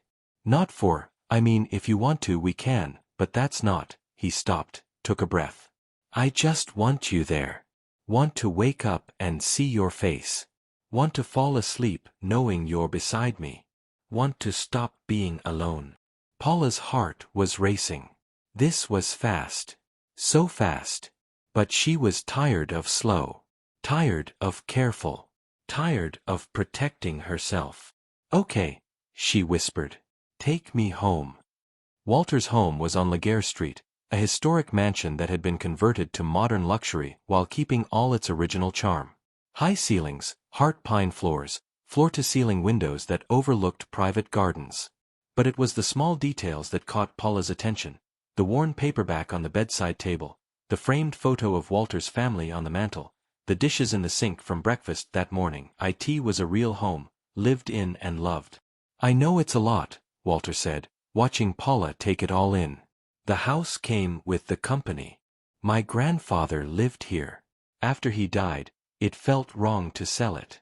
So I moved in, even though it's way too big for one person." "It's beautiful." Paula touched the mahogany banister, worn smooth from generations of hands. "But lonely. All this space with just you." "Not tonight." Walter came up behind her, his arms wrapping around her waist. "Tonight it feels like home. Because you're here." Paula turned in his arms, her hands sliding up his chest. "I'm scared, Walter. Not of you. Of how much I want this. How much I want you. It's only been 3 weeks." "I know." His hand cupped her face. "We don't have to do anything you're not ready for. We can just sleep. Or talk. Or I can take you home if you've changed your mind. No pressure, Paula. Ever." That's what decided it. The fact that he'd give her an out, even though she could see in his eyes how much he wanted her to stay. The fact that he cared more about her comfort than his own desire. "I'm not changing my mind." Paula pulled his head down, kissing him with an intensity that left no room for doubt. "I want this. I want you. I want to stop being careful and just feel something real for once." Walter's control snapped. He kissed her back fierce and desperate, walking her backwards toward the stairs. They made it halfway up before Paula tugged at his jacket, needing to feel his skin. He shrugged it off without breaking the kiss, his hands finding the zipper of her burgundy dress. They tumbled into his bedroom in a tangle of limbs and half-removed clothing, laughing and gasping and completely lost in each other. And when Walter finally laid her down on his bed, his body covering hers, his eyes holding hers with an intensity that stole her breath, Paula felt something she hadn't felt in 25 years. Safe. Cherished. Home. "I'm falling in love with you," Walter whispered against her lips. "I know it's too soon. I know I should wait.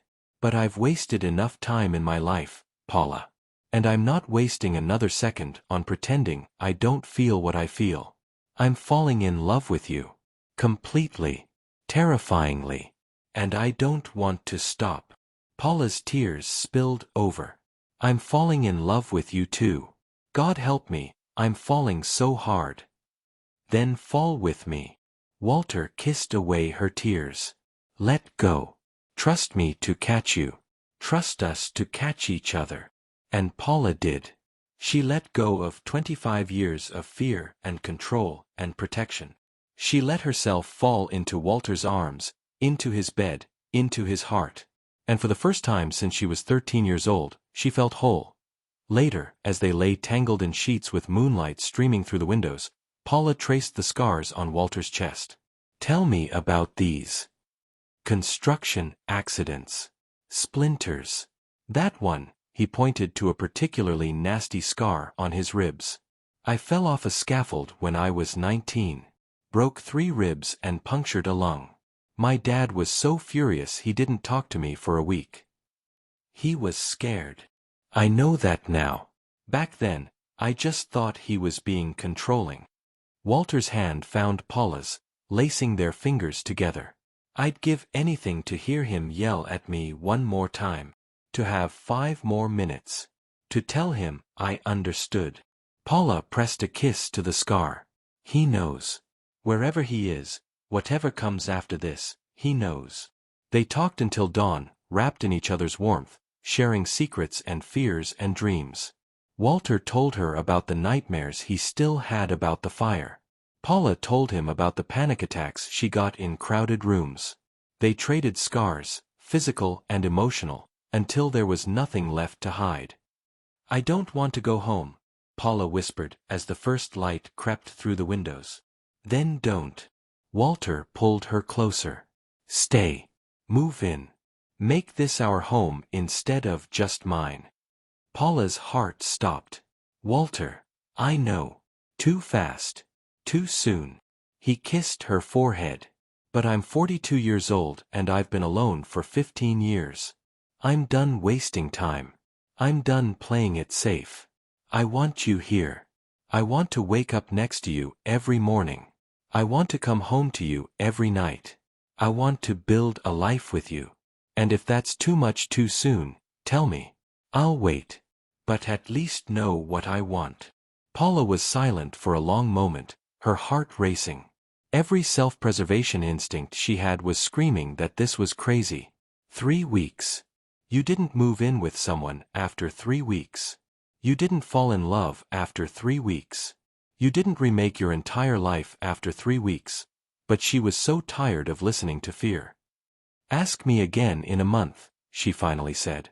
If we're still feeling this in a month, if we haven't scared each other off or realized this was just infatuation, ask me again. And I'll say yes. Walter's smile was like sunrise. 1 month. I can do that. And Walter. Paula propped herself up on one elbow to look at him. I'm already planning what furniture to bring. So don't mess this up. He laughed and pulled her back down into his arms. Wouldn't dream of it. The first fight happened 2 weeks later, and it was spectacular. Paula had been working late at the construction site, finalizing details for the ground floor retail space, when she overheard Walter on the phone. His voice had been sharp, businesslike, completely different from the gentle tone he used with her. I don't care what the city says. We're moving forward with the demolition. That building is a liability, and I'm not letting some preservation committee with no vision stand in my way. Paula's blood ran cold. She'd stepped into the room, and Walter had gone quiet, hanging up quickly. Too quickly. What demolition? She demanded. And that's when it all came out. Walter owned another building on Queen Street. Smaller, less historically significant, but still part of Charleston's fabric. And he'd decided it was too far gone to save. You're going to tear it down. Paula's voice was incredulous. Without even trying to save it. Paula, it's not worth saving. The foundation is compromised, the structure is unstable, the cost to restore it would be triple what it's worth. So it's about money now. It's about being realistic. Walter's frustration had been building. Not every building can be saved, Paula.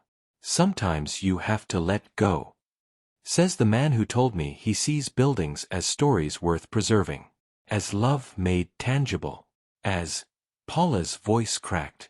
Was all of that just a line to get me to work on this project?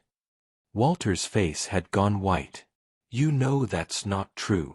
Do I? Because right now, it sounds like you're just another developer who talks about preservation when it's convenient and profitable but doesn't actually care about the history you're destroying. That's not fair. Isn't it? Paula had grabbed her purse, tears streaming down her face. I thought you were different, Walter. I thought you understood. But you're just like everyone else, all talk until it affects your bottom line. Paula, wait. But she'd already been walking away, down the stairs, out into the Charleston night. She'd driven home in a blur of tears and rage and disappointment so acute it felt like grief. Celeste had shown up 20 minutes later with wine and tissues. Spill. So Paula had told her everything, the overheard phone call, the demolition plans, the fight. I thought he was different, Celeste. I thought he really cared about preservation. Did you let him explain? Celeste asked gently. What's to explain? He's going to demolish a historic building. Paula. Celeste took her hand. I love you, but you're doing that thing again. What thing? The thing where you look for reasons to push people away before they can hurt you. The thing where you find one flaw, one mistake, one moment of imperfection, and you use it as an excuse to run. Paula pulled her hand back. That's not. It is. You've been waiting for Walter to disappoint you. Waiting for proof that he's not who you thought he was. Waiting for permission to protect yourself again. Celeste's voice was firm but kind. But here's the thing, sweetie. Everyone disappoints us sometimes. Everyone makes mistakes. Everyone has moments where they prioritize practical concerns over idealistic ones. That doesn't make them monsters. It makes them human. So I'm just supposed to accept that he's going to tear down a piece of Charleston's history? No. You're supposed to have a conversation with him like an adult. Let him explain his reasoning. Share your concerns. Find a compromise. That's what partners do, Paula. They don't just run at the first sign of conflict. After Celeste left, Paula sat alone in her apartment, staring at her phone. Walter had called 6 times, sent a dozen texts. She'd ignored them all. But Celeste was right. She was running. Looking for excuses to protect herself. Letting fear masquerade as righteousness. She picked up her phone and finally read Walter's texts. Paula, please let me explain. I know you're angry, and you have every right to be. But there's more to this story. The building on Queen Street, it's not what you think. Please. Just give me a chance to explain. I love you. Even if you never speak to me again, I need you to know that. I love you. The last text had been sent an hour ago. I'm sitting outside your building. I'll wait all night if I have to. But I need you to hear me out. Please, Paula. Paula looked out her window. Sure enough, Walter's Range Rover was parked at the curb, and she could see his silhouette in the driver's seat. She grabbed her keys and headed downstairs. Walter was out of the car before she'd even reached the sidewalk, his face haggard like he hadn't slept. Paula, talk, she said. You have 5 minutes. The building on Queen Street belonged to my family. The words tumbled out fast, desperate. My grandfather bought it in 1970. It was a boarding house for black workers who couldn't stay in the white-owned hotels. He ran it for 20 years, gave people a safe place to stay, charged fair rates, treated everyone with dignity. It was part of his legacy, proof that he cared about more than just making money. Paula's anger faltered. Walter. But it's been sitting empty for 15 years. After he died, I couldn't bring myself to sell it or renovate it or do anything with it. It was his. And dealing with it meant accepting he was really gone. Walter's voice cracked. And now it's literally falling apart. The foundation is crumbling. The roof is caving in. It's dangerous, Paula. And I finally accepted that maybe, some things are too broken to fix. Paula's anger evaporated completely, replaced by a crushing wave of empathy. Why didn't you tell me this before? Because I'm ashamed. Walter looked away. I let that building rot for 15 years because I was too scared to let go of the last piece of my grandfather. And now I have to tear it down because I waited too long. And I didn't want you to know that I'm not the preservation hero you think I am. I'm just a man who held on too tight and broke the thing he was trying to save. Paula crossed the distance between them and took his face in her hands, forcing him to look at her. You're not breaking anything. You're making an impossible choice. And Walter, that doesn't make you a failure. That makes you human. I thought you'd understand the building's importance. The history it represents. I do understand. That is why I'm not going to let you demolish it. Paula's mind was already racing, problem-solving. The foundation is compromised. Okay, we stabilize it. The roof is caving in. We shore it up. It's expensive? So we fundraise. We get grants. We make it a community project. Honor your grandfather by restoring his legacy the right way. Walter's eyes widened. Paula, the cost. I don't care about the cost. You said not every building can be saved. Well, I think this one can. And should. Because it's not just a building, Walter. It's your grandfather's story. It's proof that someone in Charleston cared about making space for everyone, not just the wealthy. That story deserves to be preserved. You'd do that? Even after I was ready to give up on it. I'd do it because you were ready to give up on it. Paula pulled him down into a kiss, fierce and claiming. You save buildings because you couldn't save your family. Well, let me save this one. For you. For your grandfather.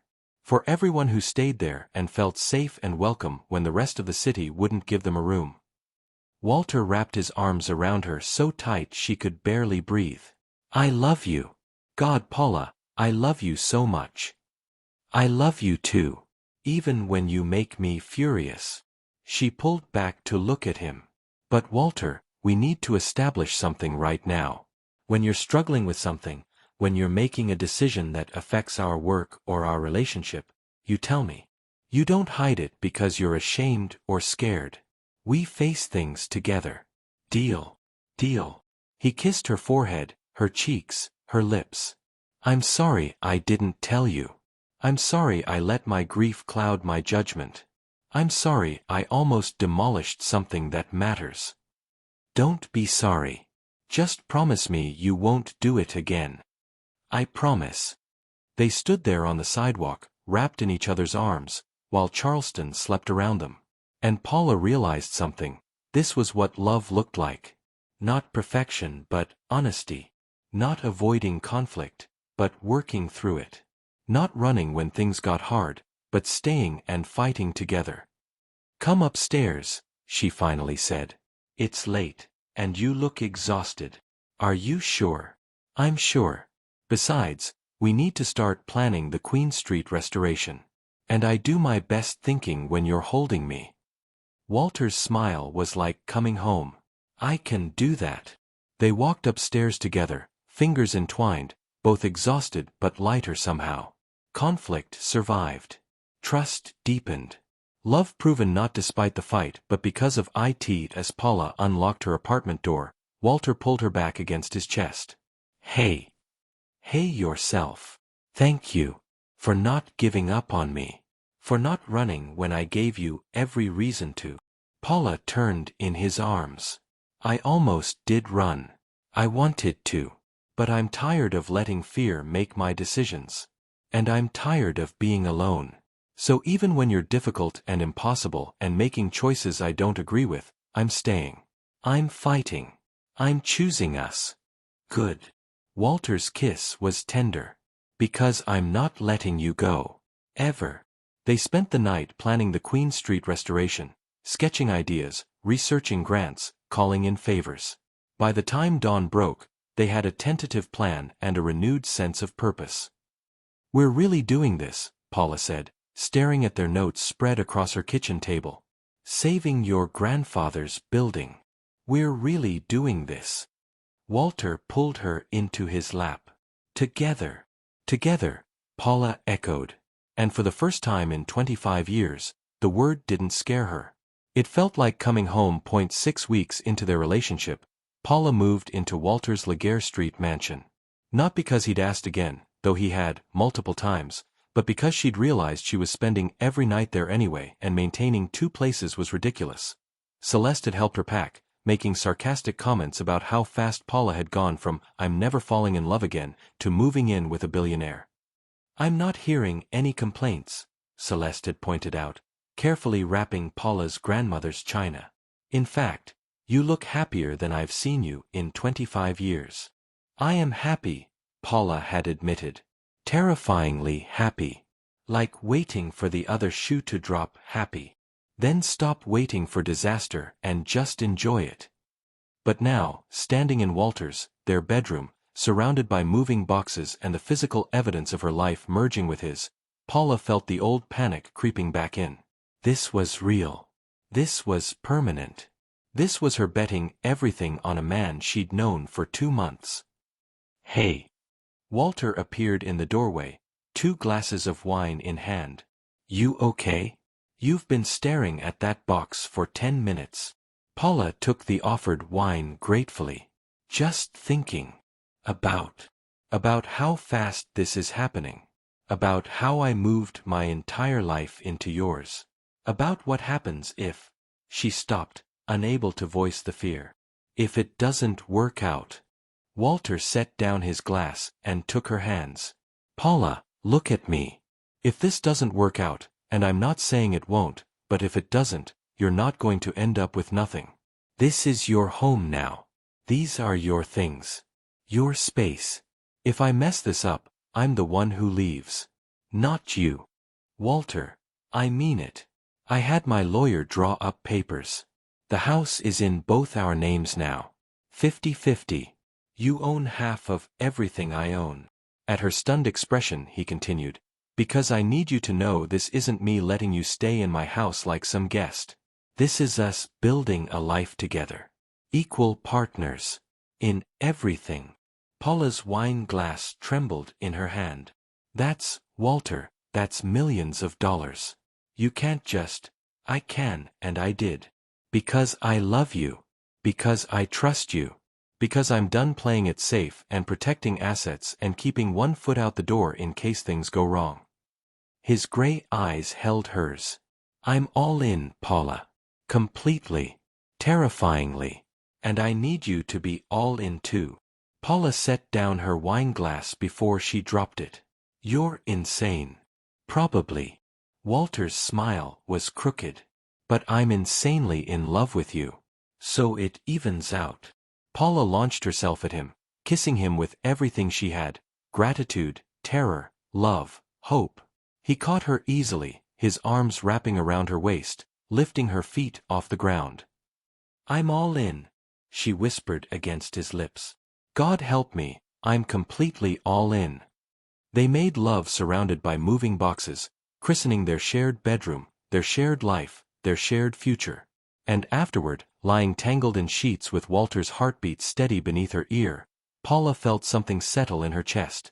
Peace. For the first time in 25 years, she felt at peace. But peace, Paula would learn, was a fragile thing.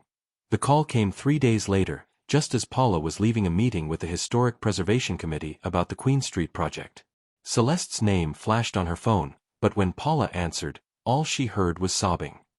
Celeste. What's wrong? What happened? It's Marcus. Celeste's voice was barely comprehensible through tears. Paula, he had a heart attack. He's in surgery right now, and they don't know if, they don't know. Paula's blood ran cold. Marcus Whitley, Celeste's husband of 20 years. Father to their 3 children. One of the good ones. Where are you? I'm coming right now. Musk. Cardiac wing. Paula, I'm so scared. I know, honey. I know. I'll be there in 10 minutes. Hold on. Paula called Walter as she ran to her car. It's Marcus.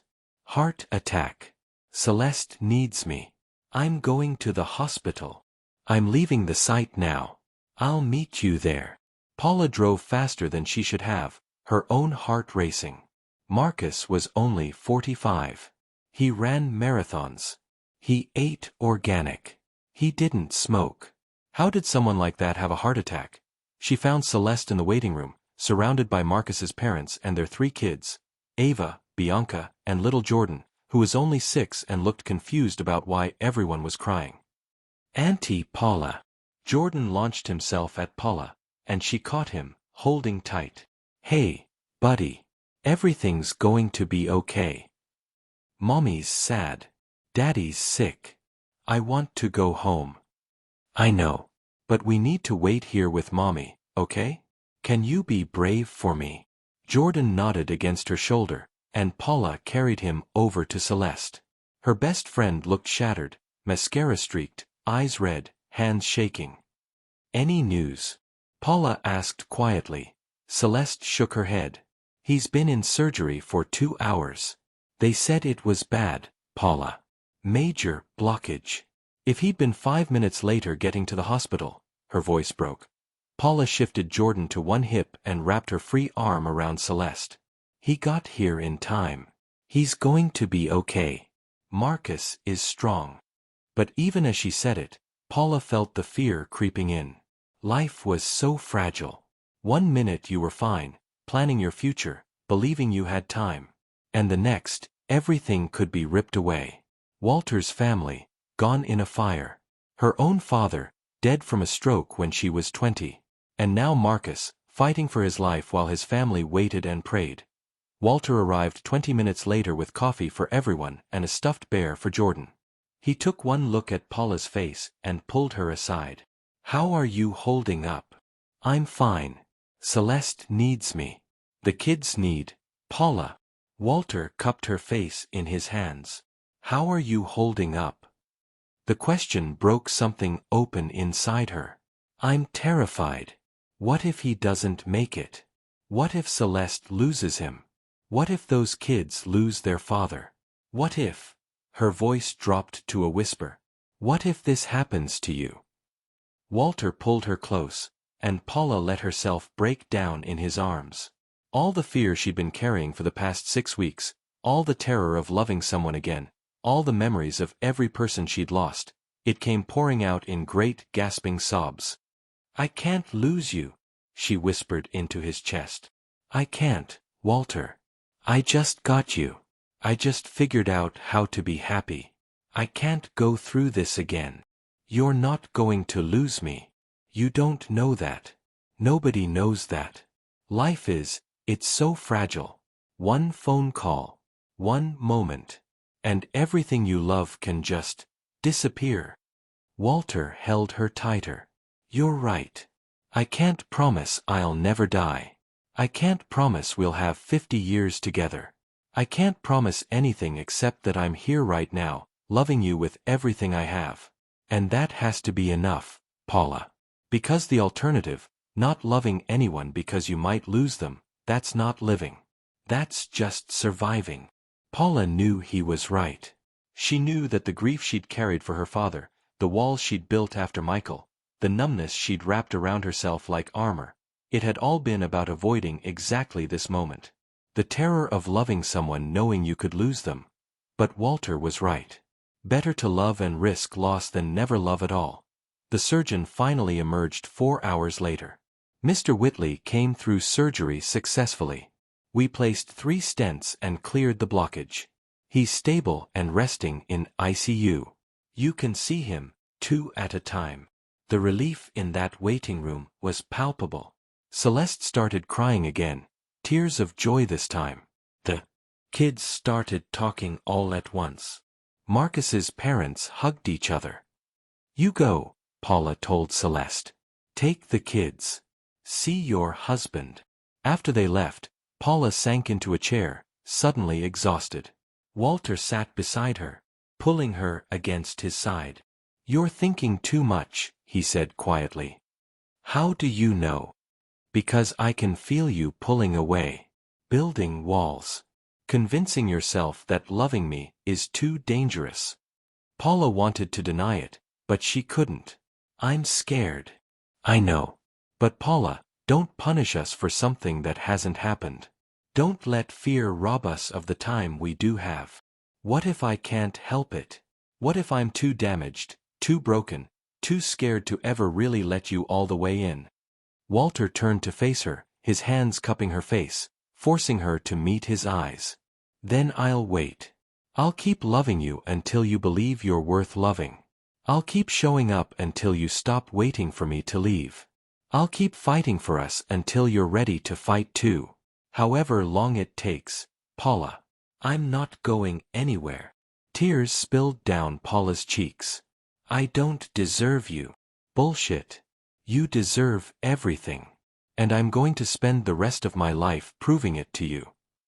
They stayed at the hospital until visiting hours ended, Walter never leaving Paula's side. When they finally got home, to their home, it was after midnight. Paula went straight to the bedroom and stared at the moving boxes she still hadn't unpacked. "Leave them," Walter said from the doorway. "They'll still be there tomorrow." But Paula was already pulling open boxes, frantically unpacking. Her clothes went into the closet next to Walter's. Her books filled empty shelves. Her grandmother's china went into the dining room cabinets. Her mother's quilt spread across their bed. "Paula, what are you doing?" "I'm unpacking." She was crying now, hands shaking as she pulled out photo frames. "I'm making this my home. Our home. Because you're right, I can't keep one foot out the door. I can't keep waiting for disaster. I need to choose this. Choose us. Choose to be all in even though it terrifies me." Walter crossed the room and stilled her hands. "Paula, breathe. I love you." The words tumbled out desperate and raw. "I love you so much it scares me. I love you enough that losing you would destroy me. And I need you to know that. I need you to know that I'm staying. I'm not running. Even though every instinct I have is screaming at me to protect myself, I'm choosing you. I'm choosing us. I'm choosing to be brave." Walter pulled her close, and Paula felt something break open in her chest. The last wall, the final defense, the ultimate protection. She let it crumble. Let herself be vulnerable. Let herself love without holding anything back. "I love you too," Walter whispered into her hair. "And I promise, I'm going to do everything I can to stick around. To give us as many years as possible. To make every single day count." They finished unpacking together, turning Walter's house into their home. And when they finally fell into bed as the sun was rising, Paula felt different. Lighter. Free. She'd spent 25 years building walls. And in one night, loving Walter enough to tear them all down, she'd finally learned what it meant to be free. The Queen Street restoration was scheduled to begin in 2 weeks, and everything was falling apart. The preservation grant they'd been counting on fell through, budget cuts at the state level. The community fundraiser barely raised half of what they needed. And the structural engineer's latest report was devastating. The building was worse than they'd thought. The foundation wasn't just compromised, it was actively failing. Every day they waited increased the risk of total collapse. "We need $200,000, Walter said, staring at the engineering report spread across their kitchen table. It was 3 a.m., and neither of them could sleep. "And we need to start stabilization work immediately. If we wait another month, there won't be anything left to save." Paula rubbed her eyes, exhaustion pulling at her. "We could try another fundraiser. Approach different foundations. Maybe corporate sponsors. That takes time we don't have." Walter's voice was flat. "Paula, I think we need to accept that we can't save this one." The words hit like a physical blow. "No. Paula. No." She stood up, anger and desperation warring in her chest. "We are not giving up. That building is your grandfather's legacy. It's proof that someone in Charleston cared about making space for everyone. We are not letting it disappear. I don't want to let it disappear." Walter's frustration finally broke through. "But I also don't want to keep throwing money at something that might be impossible. We've already spent $80,000 on stabilization and engineering reports. At some point, we have to cut our losses." "Cut our losses." Paula's voice rose. "This isn't just a financial investment, Walter. This is your family's story. And maybe that's the problem." Walter stood, his hands clenched. "Maybe I care too much. Maybe I'm making bad business decisions because I'm too emotionally attached. Maybe you're making bad decisions because you're trying to save me instead of the building." The accusation hung in the air, sharp and cutting.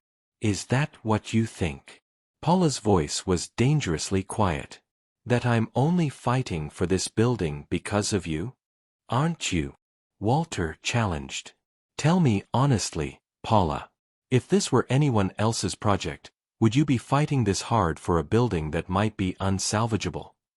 Paula wanted to say yes.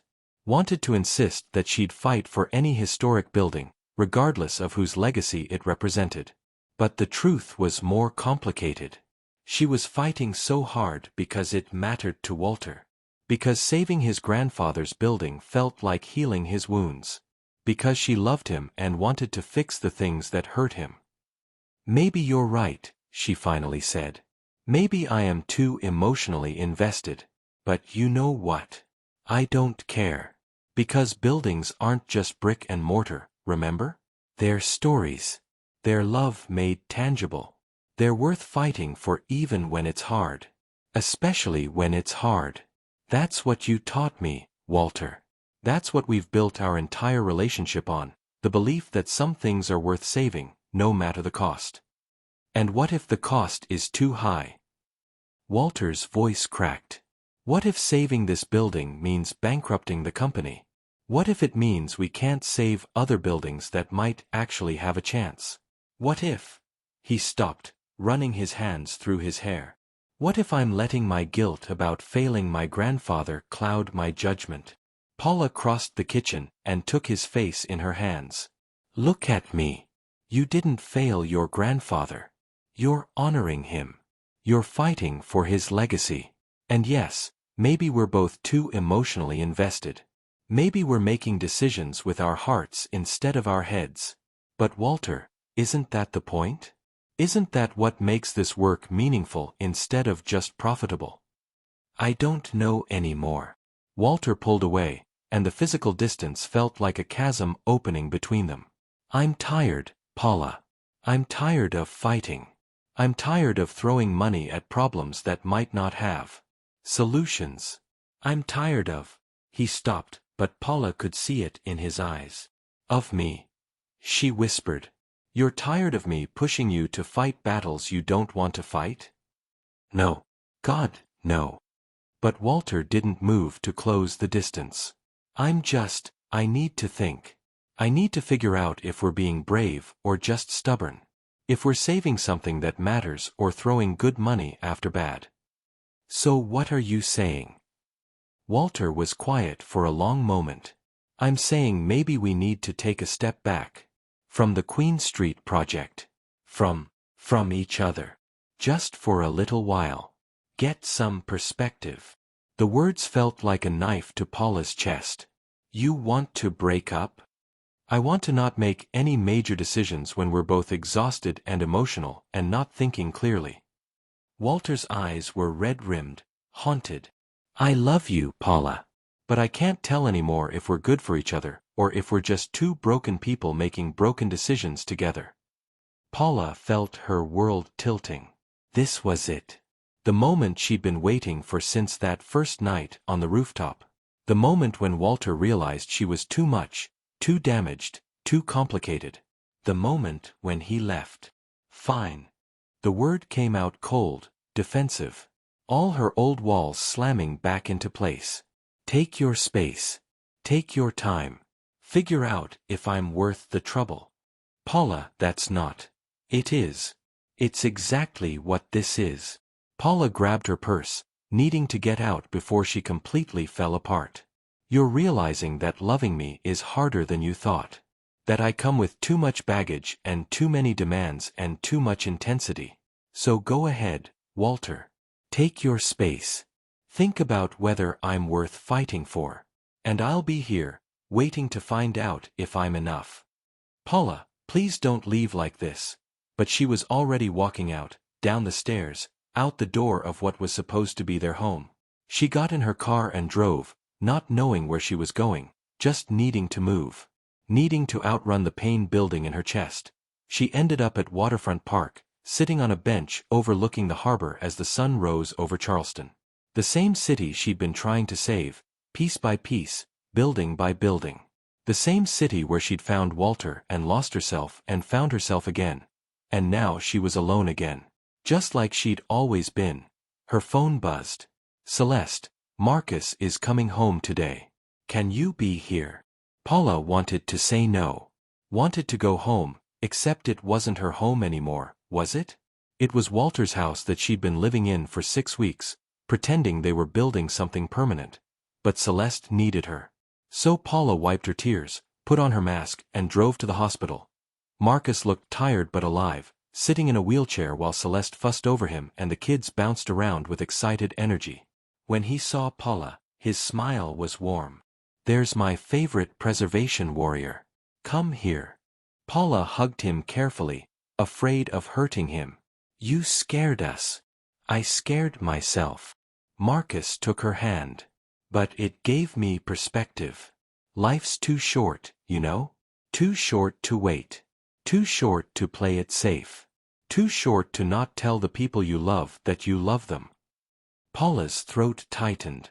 "Marcus, where's Walter?" Marcus looked around. "I figured he'd be with you. Man hasn't left your side since you two got together. We had a fight. The admission came out broken. He needs space to figure things out." Marcus's expression shifted to concern. "Paula, what happened?"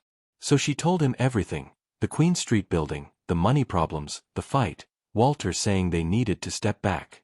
By the end, she was crying, and Marcus was looking at her with a mix of sympathy and exasperation. "You walked out," he finally said. "He told me he wanted space. He said you both needed perspective. That's different from breaking up." Marcus shifted in his wheelchair. "Paula, I almost died 3 days ago. And you know what I thought about when I was lying on that operating table? I thought about all the time I wasted being scared. Being careful. Not telling Celeste I loved her enough. Not being present with my kids because I was too busy working. I thought about all the moments I'd never get back. I don't understand. Walter didn't say he wanted to break up. He said he was tired and needed to think clearly. And instead of staying and working through it like partners, you ran. Like you've been running your whole life." Marcus's voice was gentle but firm. "You're so afraid of getting hurt that you hurt yourself first. You're so convinced you're not enough that you leave before anyone can prove you wrong." Paula wanted to argue, but the truth of his words settled in her chest like lead. He was right. She'd run. Again. Just like she always did. "What if he realizes I'm too much trouble?" she whispered. "What if he decides he doesn't want to fight for me?" "Then you fight for him." Marcus squeezed her hand. "Paula, love isn't about waiting to see if someone thinks you're worth it. It's about deciding they're worth it and showing up every damn day to prove it. Even when it's hard. Especially when it's hard." Paula drove back to Laguerre Street with her heart in her throat. Walter's Range Rover was in the driveway, which meant he was home. She found him on the rooftop terrace of the Queen Street building, their building, the one that had brought them together. He was standing at the railing, looking out over the harbor just like Marianne had done 170 years ago. Waiting. Hoping. Still believing. "Walter," Paula called softly. He turned, and she could see he'd been crying. "Paula, I needed to think. And this is where I think best. Where it all started." Paula walked to him slowly, afraid he might disappear if she moved too fast. "I'm sorry. I shouldn't have run. I shouldn't have left like that. I shouldn't have." "No, I'm sorry." Walter cut her off. "I was tired and overwhelmed and I took it out on you. I made it sound like being with you was hard, like loving you was a burden. But Paula, it's not. You're not. You're the best thing that's ever happened to me." "Then why did you say we needed space?" "Because I was scared." The admission came out raw. "Scared of how much I love you. Scared of how much this building matters. Scared of failing my grandfather again. Scared of losing you. Scared of everything." He took her hands. "And when I get scared, I pull away. I shut down. I convince myself I need to think rationally when really I'm just trying to protect myself." Paula's tears started falling again. "I do the same thing. I run before I can get left. I find reasons to push people away before they can hurt me. And this morning, when you said we needed perspective, all I heard was, "You're not enough." Even though that's not what you said. Paula, you're more than enough. You're everything. Walter pulled her close. And I don't want space. I don't want perspective. I want you. I want us. I want to save this damn building, even if it bankrupts me, because you're right. It's not about the money. It's about honoring love. My grandfather's love for this community. Marianne's love for James. Our love for each other. And that's worth fighting for. What if we fail? Then we fail together. Walter rested his forehead against hers. Paula, I can't promise I won't get scared again. I can't promise I won't say stupid things when I'm tired. I can't promise I'll always be brave. But I can promise that I'll always come back. I'll always fight. I'll always choose you. Even when it's hard. Especially when it's hard. Paula wrapped her arms around him, holding on like he was the only solid thing in a shifting world. I love you. I love you so much it scares me. Good. Be scared with me. Be brave with me. Be messy and imperfect and real with me. He kissed her softly. Just don't run again. Please. Whatever happens, we face it together. Together. Paula agreed. I promise. They stood on that rooftop as the sun climbed higher, holding each other, both still scared but no longer alone. And Paula realized something. Love wasn't about never being afraid. It was about being afraid and choosing love anyway. Over and over. Every single day. So what do we do about the building? She finally asked. Walter was quiet for a moment. Then, we sell something. One of my other properties. Use the proceeds to save this one. Because you're right, some things are worth any cost. Walter, you don't have to. I do. This building matters. My grandfather's story matters.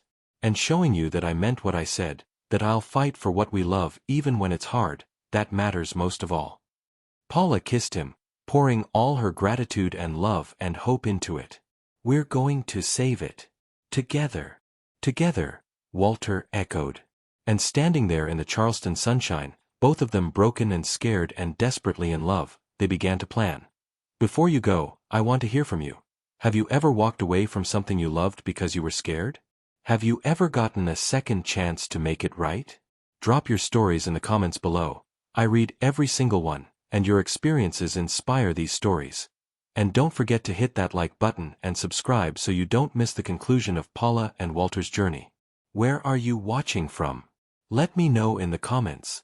Thank you for being here. For my returning viewers, you know I appreciate you more than words can say. And for new viewers, welcome to our community. Grab some tissues, you're going to need them for the finale. See you in the next part. Red Heart.